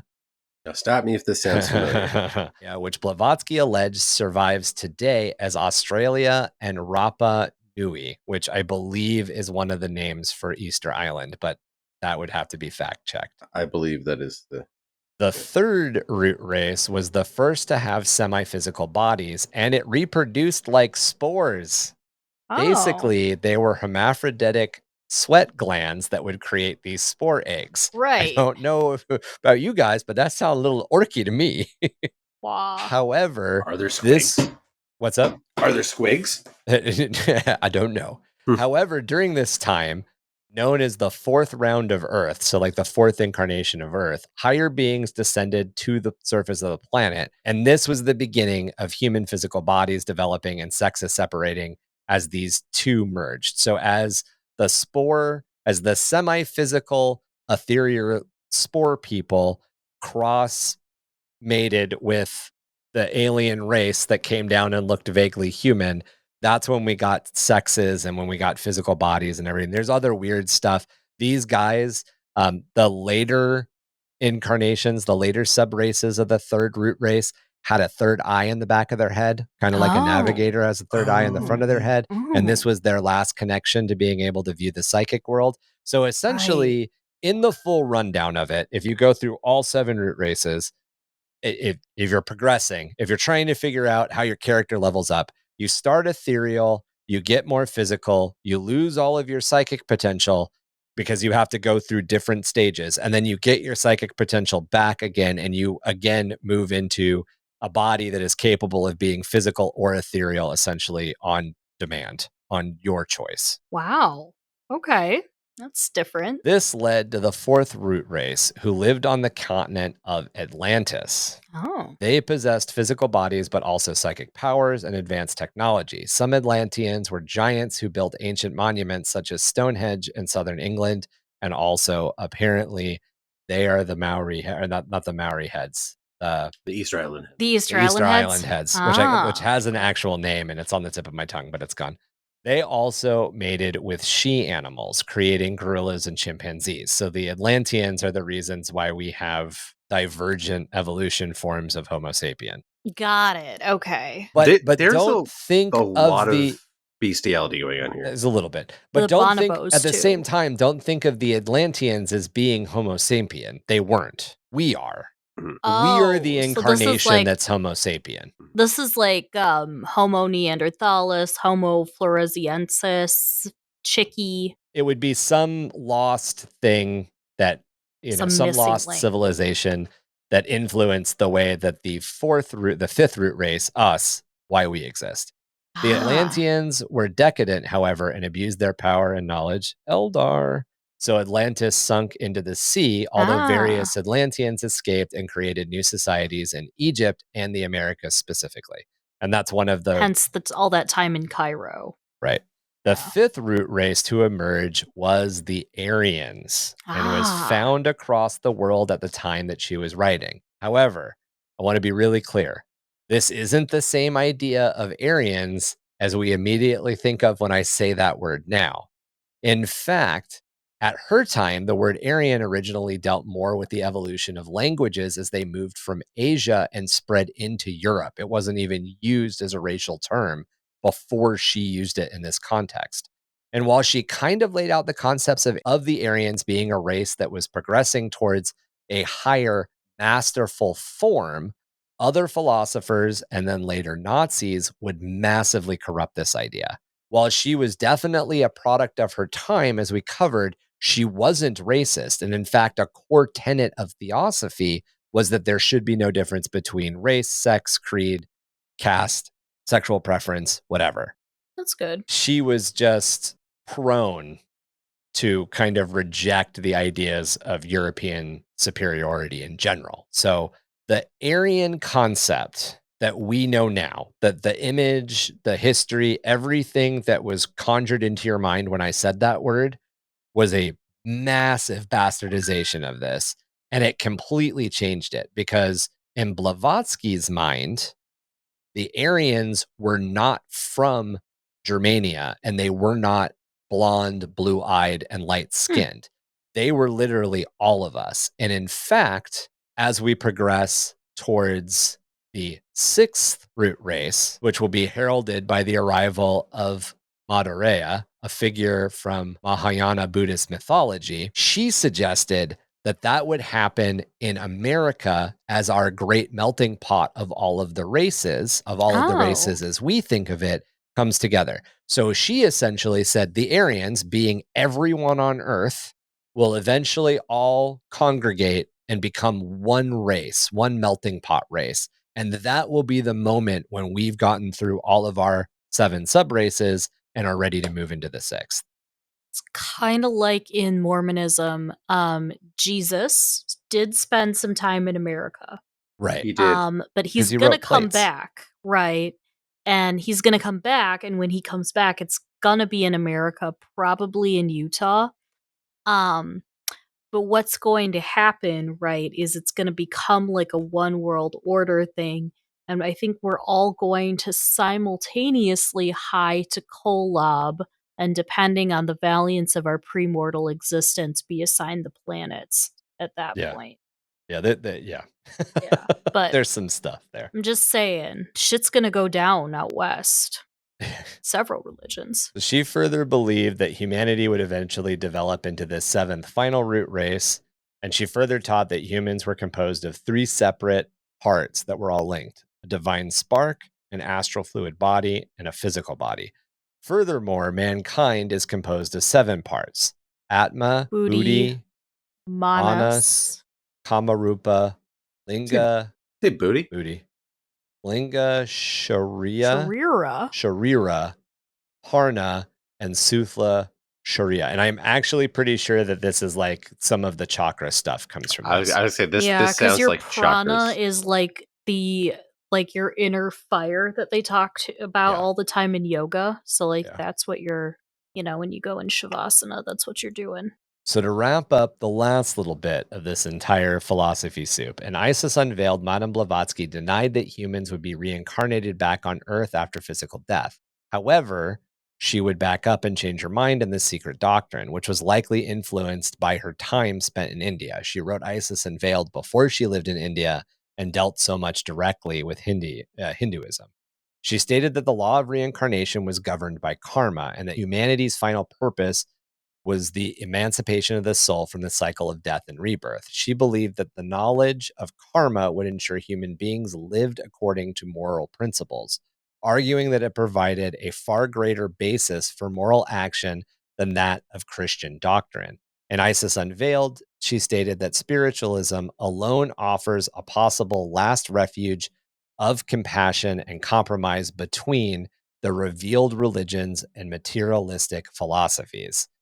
While she acknowledged that the fanatic believers remained blind to its imperfections, she wrote that such a fact was no excuse to doubt its reality, and asserted that spiritualist fanaticism was itself a proof of the genuineness and possibility of their phenomenon. So she essentially was like, we should all get along and ghosts are real.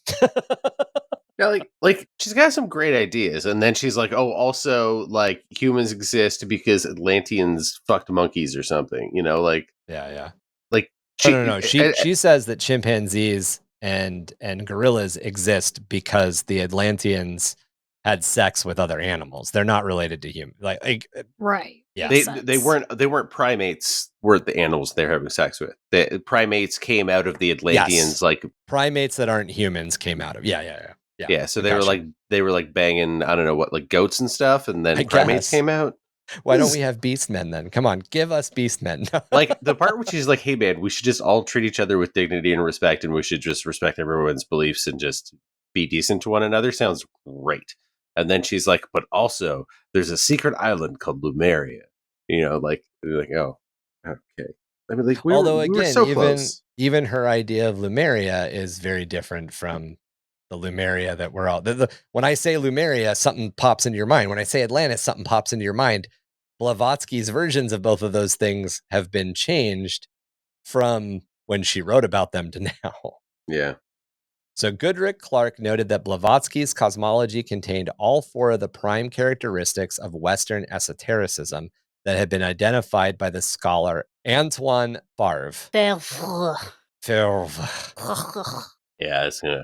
So number one, a correspondence between all parts of the universe, the macrocosm and microcosm. 2, living nature is a complex, plural, hierarchical, and animate whole. 3, imagination and meditations in the form of intermediary spirits, symbols, and mandalas. And 4, the experience of transitions of the soul through purification and later ascent.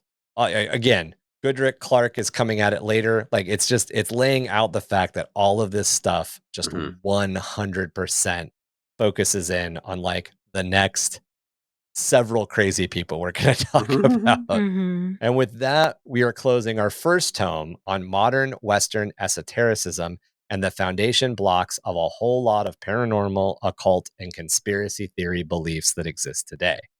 Now, normally, we try to bring you guys an episode of the Ordo Obscurus during our Lorus Obscurus episodes. And we're still going to do that.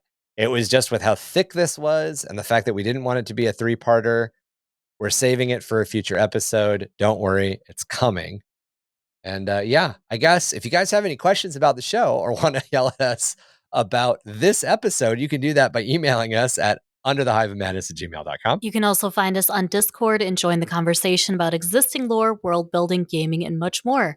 Details about the show can be found on Facebook, Instagram, and TikTok. You can check out our website, underthehiveofmadness.com. Check out our link tree to find all sorts of links to keep up with everyone in the cast's hobby progress and internet meanderings. Links and spellings are in the show notes. Help the podcast grow by liking and reviewing us wherever you get your podcast fix. Our home is Spotify, but you can find us on Audible, Apple Podcasts, CastBox, iHeartRadio, Radio Public, and more. You can also support us through the Patreon at www.patreon.com/underthehiveofmadness. It's all one word. Join an awesome crew, including Nate P., Stowers and Tommy P for access to extra content and a chance to snag some cool merch in our monthly giveaway. In the grim darkness of the far future, there's only war. And when the shift ends, there's Devil's Comet Amasek, born in the heart of Arconia's comets, distilled in brass barrels, made from 100% authentic bolter shells. This isn't your average Amasek. The warmonger brewmasters have mastered the art of capturing fire in a bottle, crafted from only the rarest of wild fungi grain cultivated right here in the sun. Strong enough to ignite a servitor's circuits, smooth enough to calm an arbitrates captain during a glass eater riot. Whether you're a ganger looking for that final toast before the raid, or a tech priest celebrating another flawless calculation, Devil's Comet is your salvation in the endless void. Devil's Comet Amasek. Weak brews are heresy. We are the dysfunctional miscreants of the Underhive, the last true children of rampant rebellion. 665.66 UHMR Chemrat Radio, reminding all of you Chemrats, hive mice, and some ghoulies to keep those dials fixed right here. Same ratty frequency for a dose of the same ratty-ass attitude. Hey. And you guys know what old Vic says, right? When you find yourself in the company of a four-armed emperor and an Arbites, remember, you don't have to outrun the four-armed emperor. You just have to trip the Arbites and keep going. Read a motherfucking book. Yeah, I thought he also said read a book. Yeah, old Vic's got a couple there. Fucking Judge Dredd had it coming. Good night, guys. Good night.